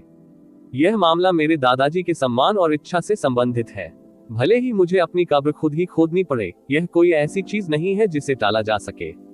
यू चे ने आगे बढ़ने से पहले आह भरी और निश्चिंत होकर कहा, हालांकि 2 साल पहले प्रिमोडियल प्रोफाउंड आग के भीतर मैंने जिस खतरे का सामना किया था, उसकी तुलना में ये कुछ भी नहीं है। जब उसने बोलना समाप्त किया तो यून चे ने भौहें चढ़ा ली और मन ही मन बुदबुदाया, छोटी दानव महारानी ने दानव सम्राट की मुहर प्राप्त करने के तुरंत बाद समारोह क्यों रोक दिया? के विरुद्ध देवता अध्याय 584 यू चे संदेह। आप ऑडियो बुक्स 108 देख रहे हैं। धोखेबाजों से सावधान रहें। अध्याय 584 यू चे का संदेह। जैसे ही यून परिवार डायमंड इंपीरियल हॉल से बाहर निकला, 4 बुजुर्गों ने व्यक्तिगत रूप से यून कंगहाई के शरीर को धीमे और सावधान कदमों से उठाया। जब वे शव को हॉल से बाहर ले जा रहे थे तो यून परिवार के बाकी लोग उनके चारों ओर जमा हो गए। उनकी हर अभिव्यक्ति सम्मानजनक और गंभीर थी। जब उन्होंने डायमंड इंपीरियल हॉल में प्रवेश किया था तो उन्होंने हॉल में सभी का ध्यान आकर्षित किया था, और अब जब वे हॉल से बाहर निकले तो भले ही सभी की निगाहें अभी भी उन पर टिकी हुई थी, लेकिन उन निगाहों में पहले से कुछ अलग था। भाई यून, कल शाम ये सू आपसे मिलने के लिए पेट्रियार्क यान के साथ आएगी। सू जियांगन ने यू क्विंगहोंग को एक ध्वनि प्रसारण भेजा। युन क्विंगहोंग ने सू जियांगनान और यान जिजिंग की ओर स्वीकृति का हल्का सा सिर हिलाया। वह अच्छी तरह से जानते थे कि वे क्या चर्चा करना चाहते हैं। शेयर, आप किस बारे में सोच रहे हैं? यू किंगहोंग ने अपना सिर झुकाया और पूछते हुए यू चे की ओर देखा। उनके डेमन इंपीरियल हॉल से निकलने के बाद यू चे की भौहें हल्की सी सिकुड़ गई थी और यह स्पष्ट था कि वह कुछ सोच रहा था। यू चे ने संक्षेप में अपना सिर उठाया और उत्तर दिया, मैं सोच रहा हूँ कि लिटिल डेमन महारानी ने अचानक समारोह क्यों रोक दिया और वह तुरंत बाद क्यों चली गई। यदि ये केवल इस कारण से था कि वह पिछले दानव सम्राट को श्रद्धांजलि देने के लिए दानव सम्राट की मुहर का उपयोग करना चाहती थी, तो इसका कोई खास मतलब नहीं है। युन क्विंगहोंग ने नरमी से हंसते हुए कहा, यहाँ तक कि मुझे थोड़ा आश्चर्य भी हो रहा है, लेकिन लिटिल डेमन एम्प्रेस निश्चित रूप से ऐसी व्यक्ति है जो चीजों को हल्के में नहीं लेती है। अगर वह कुछ करती है तो उसकी कोई ना कोई वजह जरूर होती है, लेकिन चूंकि वह दूसरे लोगों को बताना नहीं चाहती, इसलिए हमें ज्यादा गहराई से सोचने की जरूरत नहीं है।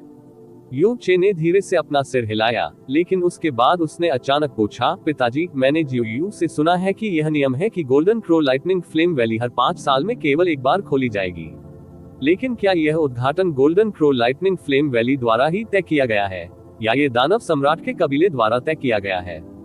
निश्चित रूप से यह पूर्व है, युन क्विंगहोंग ने कहा। Golden crow lightning flame valley के प्रवेश द्वार पर एक विशाल लॉसील है। ये लॉसील इल्यूश्री दानव शाही परिवार द्वारा स्थापित नहीं की गई थी, बल्कि मूल दानव सम्राट द्वारा गोल्डन क्रो की विरासत प्राप्त करने के बाद गोल्डन क्रो डिवाइन स्पिरिट द्वारा स्थापित की गई थी। इस सील को कोई भी जबरदस्ती नहीं तोड़ सकता और यह सील हर 5 साल में एक निश्चित समय पर 24 घंटे के लिए अपने आप गायब हो जाती है। यही वह समय है जब मायावी दानव शाही परिवार और अभिभावक परिवार मजबूत होने के लिए प्रवेश करते हैं। 24 घंटे बाद सील एक बार फिर प्रकट होगी और साथ ही golden crow lightning flame valley के सभी लोगों को भीतर से बाहर निकाल दिया जाएगा, जब तक कि इसके भीतर किसी की मृत्यु न हो गई हो। तो यही बात है। यू चे ने अपना सिर हिलाया, लेकिन एक विचार उसके दिमाग में घूम गया, इसलिए उसने पूछना जारी रखा, तो कहने का मतलब यह है कि जब तक कि उस निर्धारित समय और तारीख पर सील अपने आप भंग नहीं हो जाती, गोल्डन क्रो में प्रवेश करने का कोई अन्य तरीका नहीं है। बिजली की ज्वाला घाटी, इसमें वे लोग भी शामिल हैं जिनके पास दानव सम्राट की वंशावली है। युन किंगहोंग ने एक बार फिर अपना सिर हिलाया। हाँ, golden crow lightning flame valley अग्नि आत्माओं, बिजली की आत्माओं और स्वर्ग और पृथ्वी के रहस्यमय खजाने का घर है। जो कोई भी golden crow lightning flame valley में प्रवेश करेगा, उसे अपेक्षाकृत भारी पुरस्कार मिलेगा, लेकिन अगर किसी ने अनियंत्रित रूप से संसाधन इकट्ठा करने की कोशिश की, तो उस व्यक्ति को आग और बिजली की मूल ऊर्जा से नुकसान होगा। Golden crow lightning flame valley को खोलने के बाद 5 साल तक सील रखने के पीछे का कारण अग्नि आत्माओं, बिजली की आत्माओं और रहस्यमय खजाने को पुनर्जीवित करने की अनुमति देना है। चाहे वह कोई भी हो, उसे सील होने की अवधि के दौरान प्रवेश करने की अनुमति नहीं दी जाएगी। कम से कम इन 100 से अधिक वर्षों में जब मैं जीवित हूँ, मैंने कभी नहीं सुना कि कोई golden crow lightning flame valley में प्रवेश कर सके जब इसे सील कर दिया गया हो। यू चे ने कुछ देर तक अपने जबड़े को एक हाथ से रगड़ा और उसके दिमाग में बैठा संदेह और भी भारी हो गया। इससे पहले डेमन इंपीरियल हॉल में सभी लोगों ने उनकी अडिग मुद्रा देखी थी और उनकी शक्ति को भी देखा था जिसने उन्हें प्रभावित किया था सभी युवा नायकों के माध्यम से। यहाँ तक कि उन्होंने उनके सामने ड्यूक हुआई के गुट की भी बेहिचक आलोचना की थी। लेकिन सच्चाई केवल वही जानता था। जिस क्षण से उसने डेमन इंपीरियल सिटी में प्रवेश किया था, वह हर कदम पर सतर्क था। विशेष रूप से अब, चूंकि उसने आज कई महान शक्तियों और उच्च स्थिति और क्षमता वाले व्यक्तियों को पूरी तरह से नाराज कर दिया है, इसलिए उसे यहाँ से और भी अधिक सतर्क रहना होगा। वह एक भी अंध बिंदु या संदेह को खुला छोड़ने का साहस नहीं करेगा। इस मामले पर लंबे समय तक विचार करने के बावजूद वह अभी भी कोई प्रगति नहीं कर सके, इसलिए उन्होंने इसे आराम देने का फैसला किया। उन्होंने जियोयू को कंधे पर थपथपाया और दिल से हंसते हुए कहा, जियोयू, आज से आप प्रभावशाली और विस्मयकारी राजा जियो होंगे।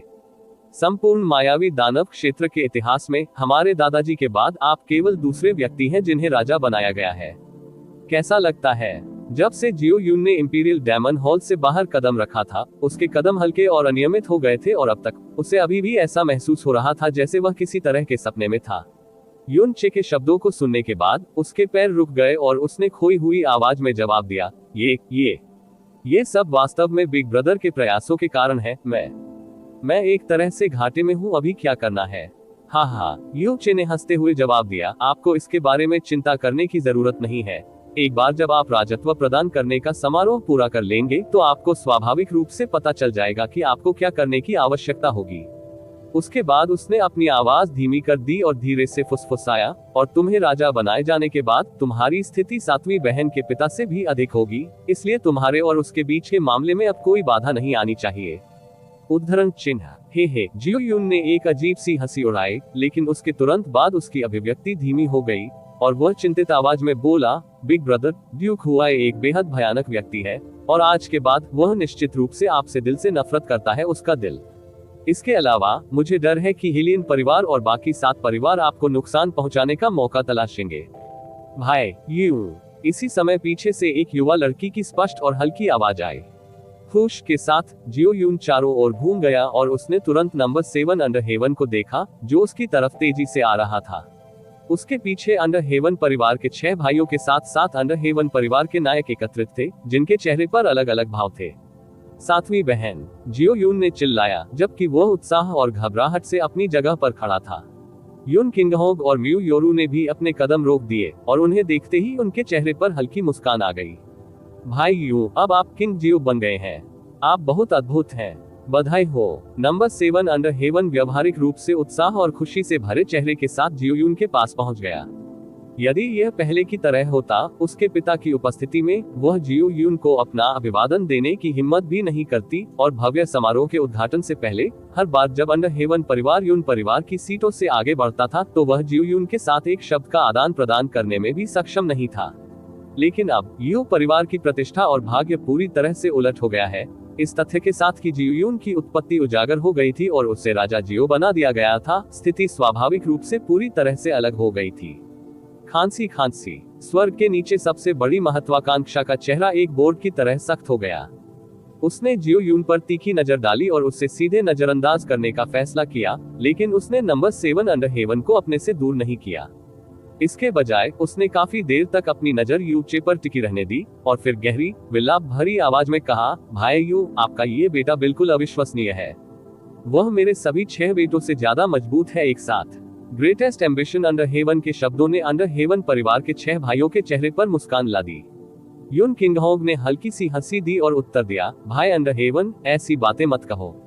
उत्तर संक्षिप्त था लेकिन बहुत आत्म प्रभावकारी नहीं था, क्योंकि उनके जीवन में गर्व का सबसे बड़ा स्रोत उनके अपने बेटे से आया था, तो वह इस तरह की प्रशंसा को विनम्रता पूर्वक अस्वीकार करने के लिए अपने शब्दों का उपयोग करने को क्यों तैयार होंगे।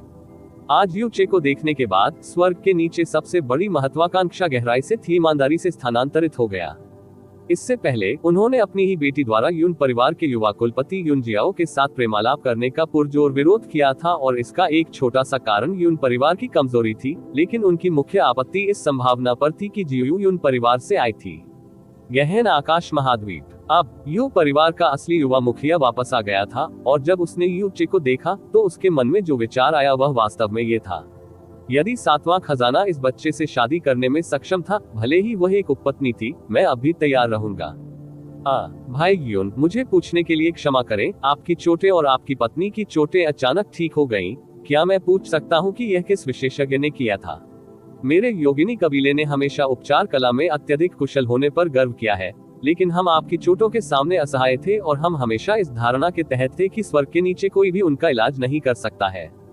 लेकिन ये देखकर कि आप आज पूरी तरह से ठीक हो गए हैं, मैं इस बात को लेकर बहुत उत्सुक हूँ कि वास्तव में किस व्यक्ति के पास ऐसे उत्कृष्ट कौशल हो सकते हैं। उन्होंने उस व्यक्ति का वर्णन करने के लिए उत्कृष्ट कौशल शब्दों का इस्तेमाल किया, जिसने यू किंगहोग और उनकी पत्नी को पूरी तरह से ठीक होने में मदद की थी, और ये शब्द सभी लोगों के अंडर हेवन परिवार के कुलपति से आए थे।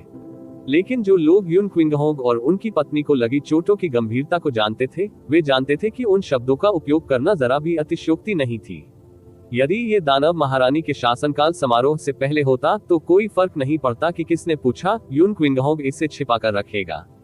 लेकिन इस समय उसने एक फीकी मुस्कान दी और उसकी नजर यूचे की ओर चली गई और उसने शांत और गर्वित स्वर में कहा, आपको सच बताने के लिए, जिस जहर और चोटों ने योरू और मुझे इतने लंबे समय तक परेशान किया था, उसका इलाज किया गया चीयर द्वारा। इससे पहले उनके पास इस मामले को छुपाने के अलावा कोई विकल्प नहीं था, क्योंकि वे नहीं चाहते थे कि यूचे पर किसी की नजर पड़े।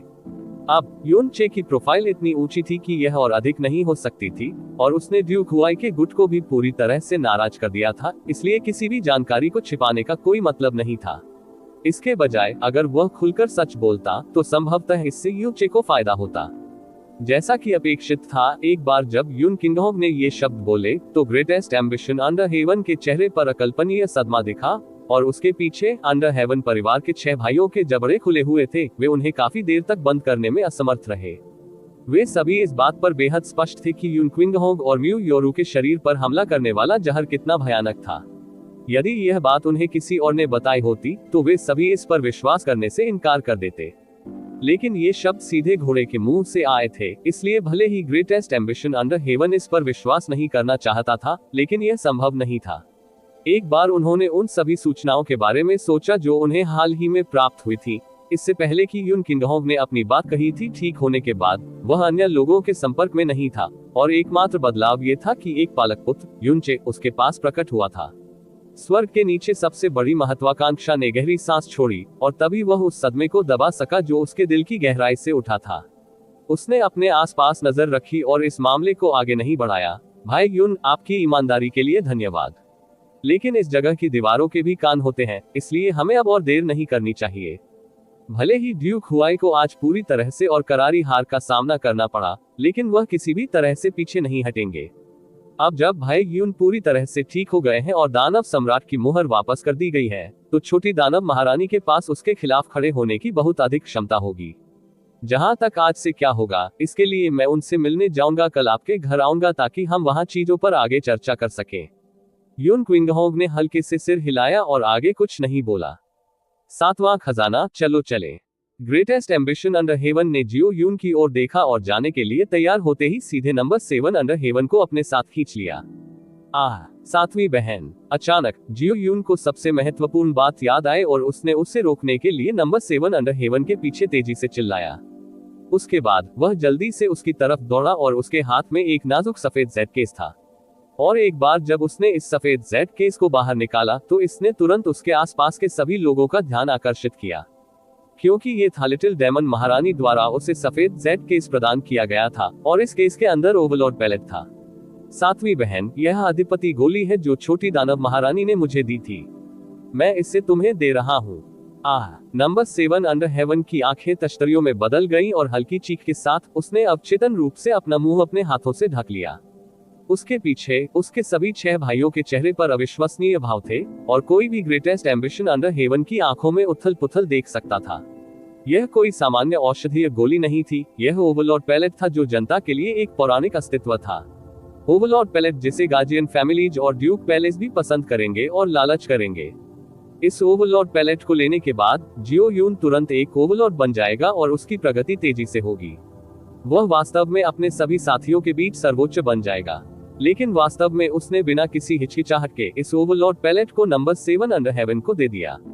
यून चे चुपचाप खड़ा होकर अपना सिर हिला रहा था, उसका चेहरा अनुमोदन से भरा हुआ था।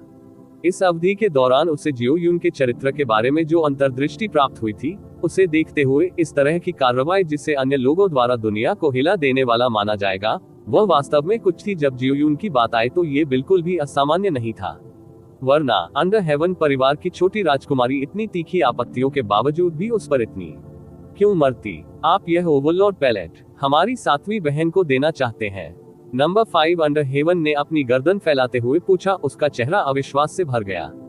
जियो यून की उत्पत्ति पहले ही सभी के सामने उजागर हो चुकी थी, और वह इल्यूसरी डेमन रॉयल फैमिली का दाता बन गया था। इसके अलावा उसे लिटिल डेमन महारानी द्वारा राजा बनाया गया था, और उसकी वर्तमान स्थिति पहले से बिल्कुल अलग थी। उसे अब नंबर 7 अंडर हेवन के साथ बेमेल नहीं माना जाता था, लेकिन अब वह वास्तव में उससे ऊपर था। इन सब के बावजूद वह अभी भी पहल करने और बेहद मूल्यवान ओवरलॉर्ड पैलेट को नंबर 7 अंडर हेवन को देने के लिए तैयार था। और यह अधिपति गोली इतनी मूल्यवान थी कि यह पिता और पुत्र, भाई और भाई के बीच भी विभाजन का कारण बन सकती थी। तो अभी जब तक कोई अंधा न हो, आंखों वाला कोई भी व्यक्ति इस बात पर 100% निश्चित होगा कि जियो यून की नंबर 7 अंडर हेवन के प्रति भावनाएं वास्तविक थी या नकली, चाहे वे हल्की हो या भारी। Amen amen. जियो यून ने तुरंत अपना सिर हिलाया। 7वीं बहन की गहन ताकत अभी सम्राट प्रोफाउंड दायरे के शिखर पर है, और यह अधिपति गोली उसके लिए सबसे उपयुक्त होगी। सातवीं बहन, एक बार जब आप इस अधिपति गोली को खा लेते हैं तो आप एक सच्चे अधिपति बन सकते हैं। फिर कोई भी तुम्हें धमकाने में सक्षम नहीं होगा। नंबर 3, अंडर हेवन का जबड़ा जमीन से टकराया और थोड़ी देर तक उसके मुंह से कोई शब्द नहीं निकला। अन्य अंडर हेवन भाई भी अलग नहीं थे। उन्होंने खुद से पूछा, अगर उन्होंने ओवरलॉर्ड पैलेट को ओवरलॉर्ड बनने से पहले प्राप्त किया था तो वे निश्चित रूप से इसे किसी और को सौंपने के लिए तैयार नहीं होंगे, भले ही वह व्यक्ति उनका अपना भाई ही क्यों ना हो। लेकिन नवताजित राजा जियोयू वास्तव में नंबर 7 स्वर्ग के अंतर्गत स्थानांतरित और उत्साहित होने के बीच बारी बारी से वह किसी और की तुलना में अधिक आश्वस्त थी कि भले ही उससे राजा बना दिया गया हो, फिर भी वह उसका भाई यून ही रहेगा। उसने अपना सिर हिलाया और सफेद जेड केस को एक तरफ धकेल दिया। भाई यूं, ये वह चीज है जो लिटिल डेमन महारानी ने आपको दी थी, मुझे यह नहीं चाहिए। लेकिन लिटिल डेमन महारानी ने स्वयं कहा, एक बार इसे प्रदान करने के बाद यह मेरी संपत्ति बन गई है और मैं इसे जिसे चाहूं उसे दे सकती हूँ। नंबर 7, अंडर हेवन को उसके उपहार को अस्वीकार करते देखने के बाद जियो यून ने चिंतित स्वर में उत्तर दिया, सातवीं बहन, अभी यह आपके लिए इसका उपयोग करने का सबसे उपयुक्त समय है। वैसे भी मैं बहुत जल्द सफलता हासिल करने जा रहा हूँ, इसलिए अगर मैं इसका उपयोग भी करूँ तो ये बर्बादी होगी। मुझे तुम पर विश्वास नहीं है। नंबर 7, अंडर हेवन ने एक बार फिर सफेद जेड मामले को एक तरफ धकेल दिया और उसने उत्तर देते हुए प्रसन्नता से मुस्कुराते हुए कहा, भाई यूं, भले ही आप उम्र में मुझसे बड़े हैं, आप उसी गहन क्षेत्र में हैं जिस पर मैं हूँ, इसलिए ये स्पष्ट है कि तुम मुझसे कहीं अधिक घटिया हो। यदि कोई सबसे पहले सफलता हासिल करने वाला है तो वह मैं ही होऊंगा। तो आपको बस अपने आप से व्यवहार करना चाहिए और इसे खाना चाहिए। मैंने तुम्हें मना किया है इसे फिर से मेरी ओर धकेलना। लेकिन ओवरलॉर्ड पैलेट, जिसे अन्य लोग अपने सपनों में भी प्राप्त नहीं कर सकते थे, अब इन दो लोगों द्वारा आगे और पीछे धकेला जा रहा था। युन चे ने एक कदम आगे बढ़ाया, उस केस को पकड़ लिया जिसमें ओवरलॉर्ड पैलेट था, और कहा, आप दोनों एक पल के लिए इसे एक दूसरे की ओर धकेलना बंद करें। चूंकि जियो यून इस ओवरलॉर्ड पैलेट को सातवीं बहन को देना चाहती है और सातवीं बहन भी चाहती है कि जियो यून इसे अपने लिए इस्तेमाल करे, तो मेरे पास एक सुझाव है। पहले अधिपति गोली मुझे सौंप दो। जब मैं वापस जाऊंगा तो मैं इसे 2 पूर्ण भागों में विभाजित करूंगा, प्रत्येक आधे में समान मात्रा में दवा होगी। यदि तुम दोनों आधा आधा खा लो तो क्या इससे सब कुछ ठीक नहीं हो जाएगा? अनुवादक नोट, नमस्ते ATG पाठकों, ये यहाँ डेंटन है। मैं 10% प्यारा हूँ। देवताओं के विरुद्ध अध्याय 585 म्यू परिवार में वापसी। आप ऑडियो बुक्स 108 देख रहे हैं। धोखेबाजों से सावधान रहें। अध्याय 585 म्यू परिवार में वापसी। इसे 2 भागों में विभाजित करें। सभी के चेहरों पर आश्चर्य प्रकट हुआ और नंबर 1 अंडर हेवन ने कहा, भाई यू, आप यह नहीं जानते होंगे, लेकिन यह ओवरलॉर्ड गोली कोई साधारण गोली नहीं है। हालांकि इसकी सामग्रियां आसानी से प्राप्त हो जाती हैं, लेकिन इसका उत्पादन करना बेहद कठिन है। ओवरलॉर्ड पैलेट के भीतर औषधीय गुणों को फंसाना और भी कठिन है। आमतौर पर जब गोली बन जाती है तो इसे जल्दी और सावधानी से खाया जाता है ताकि इसके साथ कुछ होने की स्थिति में औषधीय गुणों को नष्ट होने से बचाया जा सके। गोली को 2 भागों में विभाजित करने से संभवतः अधिपति गोली नष्ट हो जाएगी। बाकी लोग भी गहरी सोच में डूबे नजर आए। हालांकि यू चे ने निश्चितता के साथ उत्तर दिया, भाई अंडर हेवन को चिंता करने की जरूरत नहीं है। औषधीय छर्रों को परिष्कृत करने के संबंध में मुझे कुछ महारत हासिल है और मुझे पूरा विश्वास है कि इस ओवरलॉर्ड गोली को कुछ नहीं होगा, न ही इसके औषधीय गुण जरा भी नष्ट होंगे। जियो यून को लंबे समय से यून चे पर अंधविश्वास था और आज जो हुआ उसके बाद यून चे पर उसका अंधविश्वास और भी अधिक बढ़ गया था। उन्होंने तुरंत सिर हिलाया और उत्तर दिया, अगर बिग ब्रदर कहते हैं कि वह ये कर सकते हैं तो यह निश्चित रूप से कोई समस्या नहीं है। अगर मैं सातवीं बहन के साथ गोली साझा कर सकूं तो ये सबसे अच्छा होगा। बड़े भाई, मुझे आपको परेशान करना होगा। जैसे ही वह बोला, जियो यू ने सफेद जेड बॉक्स यून चे को सौंप दिया। यून चे को ऐसा सुझाव देने के लिए उसके पास अपना कारण होना चाहिए। ओवरलॉर्ड पैलेट प्राप्त करने के बाद उन्होंने तुरंत इसे रख लिया। उनके आत्मविश्वासपूर्ण आचरण से अंडर हेवन परिवार के सदस्य बेहद आश्चर्यचकित हो गए, ये सोचकर कि कैसे उसने कुछ महीनों की छोटी सी अवधि में यून क्विंगहोंग और म्यू योरू को पूरी तरह से ठीक कर दिया, और आज उसके अद्भुत प्रदर्शन के बारे में सोचते हुए ऐसा लगता है कि उसके आसपास जो कुछ भी असाधारण हुआ वह वास्तव में उतना अतिरंजित नहीं था। नंबर 7 अंडर हेवन की आंखें चमक उठी जब उसने यू चे को देखा और कहा, मुझे विश्वास है कि चून की बिग ब्रदर यू ने ये कहने की हिम्मत की है, वह निश्चित रूप से ऐसा कर सकते हैं। बड़े भाई यू, ये युवा बहन अब आपके लिए प्रशंसा से भरी हुई है। अगली बार मुझे अपने बारे में कुछ कहानियां जरूर सुनाएं, ठीक है? यून चे ने दिल से हंसते हुए कहा, कोई बात नहीं। आपके और मेरे भाई जियो यून के विवाह बंधन में बंधने के बाद हम एक परिवार होंगे। उस समय ऐसा कोई कारण नहीं है कि मैं इतने छोटे से अनुरोध पर सहमत न हो। उनके शब्द स्पष्ट रूप से ग्रेटेस्ट एम्बिशन अंडर हेवन पर लक्षित थे, लेकिन जब नंबर 7 अंडर हेवन ने इसे सुना तो वह बहुत खुश हुई और मुस्कुराते हुए उत्तर दिया, बिग ब्रदर यून, ये कुछ ऐसा है जो आपने व्यक्तिगत रूप से कहा था, यह एक वादा है। खांसी खांसी। ग्रेटेस्ट एम्बिशन अंडर हेवन अचानक शर्मिंदा हो गया जब उसने नंबर 7 अंडर हेवन को अपनी ओर खींचा, तुम एक लड़की हो, क्या यह उचित है? खांसी। भाई यून, हम विदा लेंगे। दानव राजा के दफन के दिन हमें सूचित करें। जब अंडर हेवन परिवार चला गया तो उनके पीछे दूर से एक उत्तेजित चीख सुनाई दी, पोता पोता, अय्यो मेरा पोता। अब 12 पितृसत्ताओं में म्यू फियान सबसे उम्रदराज, सबसे वरिष्ठ और सबसे प्रतिष्ठित थे। वह आमतौर पर कठोर था, जिसके कारण लोग जब भी उसे देखते थे तो उससे डरने लगते थे। हालांकि जब वह एक उत्साहित छोटे बच्चे की तरह पास आया तो उसका चेहरा लाल हो गया था और वह स्पष्ट रूप से घबराया हुआ भी दिख रहा था, जैसा कि उसके कदमों से पता चल रहा था। यू चे बिना किसी हिचकिचाहट के पीछे मुड़ा और घुटनों के बल बैठ गया। यू चे दादाजी को अपना सम्मान देता है। नहीं नहीं नहीं। अच्छा पोता, जल्दी उठो। उनकी बातें सुनकर और उनके कार्यों को देखकर ओल्ड मैन म्यू तुरंत प्रसन्न हो गया और यहाँ तक कि लगभग खुश हो गया, रोया। वह झट से यून चे की मदद करने के लिए आगे बढ़ा और करीब से उसका आकलन किया। उसके चेहरे की लाली और गहरी हो गई। अच्छा अच्छा अच्छा। 3 बार अच्छा कहने के बाद ओल्ड मैन म्यू ने यून चे का हाथ पकड़ लिया और दिल से हंसा, हा हा हा हा। मेरा पोता वापस आ गया है, यह मेरा म्यू फियान का रक्त संबंधी पोता है, हा हा हा हा। 3 भाई म्यू यू बाय, म्यू यूकिंग और म्यू यूकोंग सामान्य गति से उसके पीछे चल रहे थे। हालांकि सबसे बड़े म्यू यू बाय, जो आमतौर पर सबसे आगे खड़े रहते थे, वर्तमान में किसी कारण से पीछे चल रहे थे। उनके चेहरे पर भावनाओं का झंझट भी झलक रहा था। पिताजी, देखा आप कितने उत्तेजित हैं। क्या आपको डर नहीं है कि आपका मजाक उड़ाया जाएगा? म्यू योरू ने मुस्कुराते हुए पूछा, उसकी आंखों से आंसू बहने के संकेत दिख रहे थे। हाँ हाँ हाँ हाँ, ये बूढ़ा आदमी आज अच्छे मूड में है, जिसे हंसना हो वह हंस सकता है। बूढ़े आदमी म्यू ने इसे टाल दिया और एक बार फिर हंसा। बूढ़े धुंधले लोगों का झुंड हमेशा इस बूढ़े आदमी के सामने अपने पोते पोतियों का बखान करना पसंद करता था। अब जब इस बूढ़े आदमी का पोता वापस आ गया है तो देखते हैं कि कौन अभी इस बूढ़े आदमी के सामने अपने पोते के बारे में बात करने की हिम्मत करता है।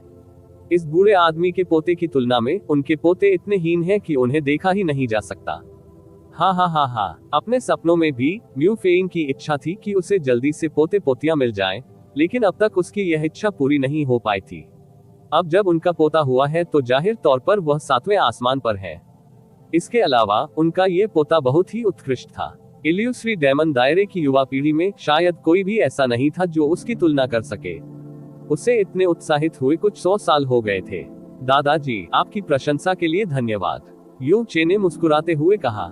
खांसी खांसी। म्यू यूकिंग ने उसकी ठुड्डी को छुआ और मुस्कुराहट के साथ कहा, हे अच्छा भतीजा, तुम्हारे चाचा युवावस्था से ही तुम्हारे दादा के काले चेहरे के नीचे बड़े हुए हैं। ये पहली बार है जब मैंने बूढ़े व्यक्ति को किसी की इस तरह प्रशंसा करते देखा है। हालांकि आप वास्तव में बूढ़े व्यक्ति की प्रशंसा के पात्र हैं। ये सच है, ये सच है। म्यू यूकोंग ने दृढ़ता से सिर हिलाया। आपको देखना होगा कि वह किसका भतीजा है। ये हमेशा कहा जाता है कि भतीजा चाचा का अनुसरण करता है। मेरे जैसे उत्कृष्ट चाचा के साथ हमारे अच्छे भतीजे का आज इतने उत्कृष्ट परिणाम आना स्वाभाविक है। दूर जाने का अभद्र संकेत देना। मू फियान ने घूरकर देखा और उन्हें विदा किया। एक पल में ठंडी हवा ने म्यू यूक्विंग और म्यू यूकोन को कुछ दूर उड़ा दिया। 2 निकम्मे लड़के। जब आप छोटे थे तो आप दोनों मिलकर मेरे पोते के पैर के अंगूठे की तुलना भी नहीं कर पाएंगे। मेरे पोते के सामने खुद को शर्मिंदा करना बंद करो और अपने रेत के महलों को किनारे रखकर खेलो। म्यू यूक्विंग और म्यू योरू के चेहरे तुरंत उदास हो गए, क्योंकि वे वहीं खड़े थे और जवाब देने की हिम्मत नहीं कर रहे थे। म्यू योरू ने हंसते हुए कहा, पिताजी, यहाँ चेयर के साथ कम से कम दूसरे और तीसरे भाई को कुछ चेहरा तो दीजिए जो उसके चाचा हैं। चिया, आओ और अपने चाचाओं का ठीक से स्वागत करो। एमेन। यून चे ने सिर हिलाया। म्यू यूक्विंग और म्यू यूकोन के सामने चलते हुए और झुककर कहा, भतीजा यू चे अपने 2 चाचाओं का स्वागत करता है। एमेन। म्यू यूकिंग और म्यू यूकोन ने एक बुजुर्ग के आचरण का खुलासा किया और आराम से इसका आनंद लिया। यून चे की उत्कृष्टता कुछ ऐसी थी जिसे आज उन सभी ने देखा। अपने भतीजे को ऐसी प्रतिभा दिखाने के लिए जिसने पूरे भ्रामक दानव क्षेत्र को हिलाकर रख दिया, उन्होंने अपने दिलों में गर्व की भावना को बढ़ावा देना शुरू कर दिया। मू यूबाई बिना कुछ कहे वहीं खड़ा रहा, लेकिन आखिरकार वह इसे और सहन नहीं कर सका और वह दौड़कर आया और दहाड़ता हुआ बोला, क्या 2 अंकल हैं? 2 अंकल से आपका क्या मतलब है? क्या ये पिताजी आपके चाचा नहीं हैं? या आप इस पिता के साथ एक पारदर्शी व्यक्ति के रूप में व्यवहार कर रहे हैं? जब म्यू यूबाई की दहाड़ अभी खत्म ही हुई थी, यूचे अभी प्रतिक्रिया देने में कामयाब भी नहीं हुआ था कि म्यू फियान उसके सामने आ गया। उसने दूर तक देखा और गड़गड़ाती आवाज के साथ मू यूबाई को डांटा, मू यूबाई, मेरा पोता लगभग 20 वर्षों से खोया हुआ है और कई कठिन अनुभवों के बाद वह आज ही वापस लौटने में कामयाब हुआ है। एक वरिष्ठ के रूप में आपने न केवल सराहना के संकेत नहीं दिखाए, बल्कि आपने वास्तव में उसे डांटा भी। इसके अलावा आप दिस डैडी का उपयोग क्यों करते रहते हैं? अब आप बहुत प्रभावशाली हो गए हैं, है। जैसे ही वह बोला, वह यूचे की ओर मुड़ा और तुरंत एक बार फिर मिलनसार हो गया। अच्छा पोता, तुम्हें डरने की जरूरत नहीं है। चूंकि वह छोटा था, इस लड़के को स्वर्ग की सीमाएं नहीं पता थी। अगर वह फिर से आप पर इस तरह दहाड़ने की हिम्मत करता है, तो दादाजी उसके पैरों को अपन करने में आपकी मदद करेंगे। जब म्यू फियान ने मू यूबाई शब्द चिल्लाया, तो म्यू यूबाई के पूरे शरीर के सारे बाल खड़े हो गए। ओल्ड मैन म्यू की बात सुनना डांट, जो बाघ की दहाड़ की तरह लग रही थी, उसने एक शब्द भी बोलने की हिम्मत नहीं की और केवल अपना सिर झुकाकर वहीं खड़ा रहा, यहाँ तक कि थोड़ा जोर से सांस लेने की भी हिम्मत नहीं हुई। ओल्ड मैन म्यू हमेशा म्यू परिवार के भीतर बिल्कुल सख्त रहा था। उन्होंने विशेष रूप से म्यू परिवार के इन 3 युवा मास्टरों के बारे में बहुत गहराई से बात की थी। म्यू योरू ने स्थिति को शांत करने के लिए आगे बढ़ते हुए गुप्त रूप से हंसते हुए कहा, ठीक है पिताजी, बिग ब्रदर बस उत्तेजित है। वह चेयर पर चिल्लाना कैसे सहन करेगा? जयकार, जल्दी अपने पहले चाचा का स्वागत करने आए। युन चे आगे बढ़े और आदरपूर्वक कहा, भतीजा प्रथम चाचा को नमस्कार करता है। यू चे के सम्मानजनक चेहरे को देखकर और इस तथ्य को देखकर कि उन्होंने भाईचारे की शपथ के मामले में कुछ भी उल्लेख नहीं किया, म्यू यूबाई की अभिव्यक्ति तुरंत शांत हो गई और उसके दिल से एक बड़ा बोझ उतर गया। फर्स्ट अंकल का संबोधन सांत्वना देने वाला था और उन्होंने तुरंत गंभीरता से कहा, एमेन, अच्छा भतीजा। फिर इससे भी बुरी बात यह थी कि यूचे ने इसके बाद ये कहा था, पहले अंकल भाईचारे की शपथ के मामले में। पफट, म्यू यूक्विंग और म्यू यूकोंग एक पल में नियंत्रण नहीं कर सके और जोर से हंसने लगे, जबकि म्यू योरू ने हंसते हुए अपना मुंह ढक लिया। बूढ़े आदमी म्यू की नसें कांपने लगी और उसके मुंह के कोने हिल गए। आज दोपहर से पहले उसने युनचे को अपना शपथ भाई बनाने का संकल्प दृढ़ कर लिया था और यह बात युन और म्यू परिवारों में सभी को पता थी। जब उसे पता चला कि यूचे वास्तव में उसका भतीजा था, तो वह खुद को छिपाने के लिए लगभग एक छेद ढूंढने लगा। म्यू यूबाई ने ओल्ड मैन म्यू की अभिव्यक्ति को ध्यान से देखा, क्योंकि उसने यूचे को उड़ान भरने के आग्रह का जोरदार विरोध किया था। उसने यूचे को कंधे पर थपथपाया और पागलों की तरह जोर से हंसा, हा हा हा हा हा हा हा। भतीजा और चाचा होना निश्चित रूप से कसम खाने वाले भाई बनने से बेहतर है। हा हा हा हा। भतीजा, ये तथ्य कि आप वापस लौटने में सक्षम हैं अपने चाचा के रूप में, मुझे बेहद खुशी है। हालांकि मू यूबाई शुष्क हंसते हुए दिखाई दिए, उन्होंने गुप्त रूप से अपने दांत पीस लिए। यदि यह उजागर हो गया, तो मू यूबाई का वीर नाम शायद हंसी का पात्र बन जाएगा। यहाँ बहुत सारे लोग हैं और ये लंबी बातचीत के लिए अनुपयुक्त है। चीयर, आप पहले ही 3 महीने से वापस आ गए हैं और अभी तक दादाजी के घर मिलने नहीं गए हैं। चाहे कुछ भी हो, तुम्हें आज दादाजी के साथ म्यू के घर वापस जाना चाहिए और उस स्थान को देखना चाहिए जहां तुम्हारी माँ पली बड़ी थी, और दादाजी को भी मेरे अद्भुत पोते को अच्छी तरह से देखने देना चाहिए, बूढ़े आदमी म्यू ने कहा। जैसे ही वह बोला, उसने पहले से ही युनचे की बांह पकड़ रखी थी, उसे छोड़ना नहीं चाहता था। उसकी आमतौर पर सख्त और ठंडी आंखें वर्तमान में प्रत्याशा और प्यार से भरी हुई थी, जिससे यूचे के लिए मना करना मुश्किल हो गया था। ठीक है, युन किंगहोंग ने कुछ सोचा और सिर हिलाया। चेयर पहले ही इतने समय के लिए वापस आ गया है और यह सही नहीं है कि वह अपनी माँ के परिवार से मिलने के लिए वापस नहीं आ सका। योरू, आइए हम एक अच्छी सभा के लिए चेयर और जियोए का अनुसरण करें। ये बहुत अच्छा है। म्यू योरू ने खुशी से सिर हिलाया। हालांकि यह सिर्फ साधारण शब्द इकट्ठा करना था, लेकिन इससे हर किसी का दिल दुखी हो गया। यूचे पहले से ही 22 साल का था और यह उसके पूरे जीवन में उसकी पहली उचित सभा थी। अच्छा, बूढ़े आदमी म्यू की आवाज थोड़ी कांप गई जब उसने यूचे का हाथ पकड़ा और बड़ी तेजी से आगे बढ़ा। आओ घर चलें। महाबुजुर्ग, मैं आपको पहले पिता के शव को वापस ले जाने के लिए कष्ट दूंगा। हम शाम को लौट आएंगे। यून किंगहोंग ने म्यू परिवार के साथ म्यू योरू और जियो यून को लाने से ठीक पहले यू वेटियन और बाकी लोगों को निर्देश दिया। डेमन इंपीरियल सिटी के उत्तर में golden crow lightning flame valley के सामने एक विशाल लौ की गहरी संरचना थी जो धीरे धीरे घूम रही थी। बीच में गोल्डन क्रो की सुनहरी छवि चमक रही थी और हर बार जब वह चमकती थी तो उससे आग की एक सुनहरी चमक निकलती थी जिसे कोई भी सीधे नहीं देख सकता था। गहरी संरचना केवल 30 मीटर व्यास की थी, फिर भी इसने golden crow lightning flame valley का एकमात्र प्रवेश द्वार सुरक्षित कर लिया। भले ही इल्यूस्ट्री डेमन दायरे के सभी उच्च स्तरीय सम्राट एक साथ काम करते हों, लेकिन ऐसा कोई रास्ता नहीं था जिससे वे इसे तोड़ सके। इसके द्वारा छोड़े गए उच्च तापमान के कारण सामान्य गहन अभ्यासकर्ता इसके करीब भी नहीं पहुंच पाए। भ्रामक दानव क्षेत्र के लिए यह एक निषिद्ध भूमि थी। हर 5 साल में एक बार के अलावा जब golden crow lightning flame valley की सील जारी की जाती थी, आमतौर पर कोई भी इसके करीब जाने की हिम्मत नहीं करता था। हालांकि इस समय एक गहरे भूरे और खूबसूरत आकृति थी जो गोल्डन क्रो प्रोफाउंड फॉर्मेशन के सामने चुपचाप दिखाई दी। इस तरह के और अपडेट के लिए कृपया हमारे चैनल ऑडियो बुक्स 108 को सब्सक्राइब करें और नोटिफिकेशन सक्षम करें। धन्यवाद।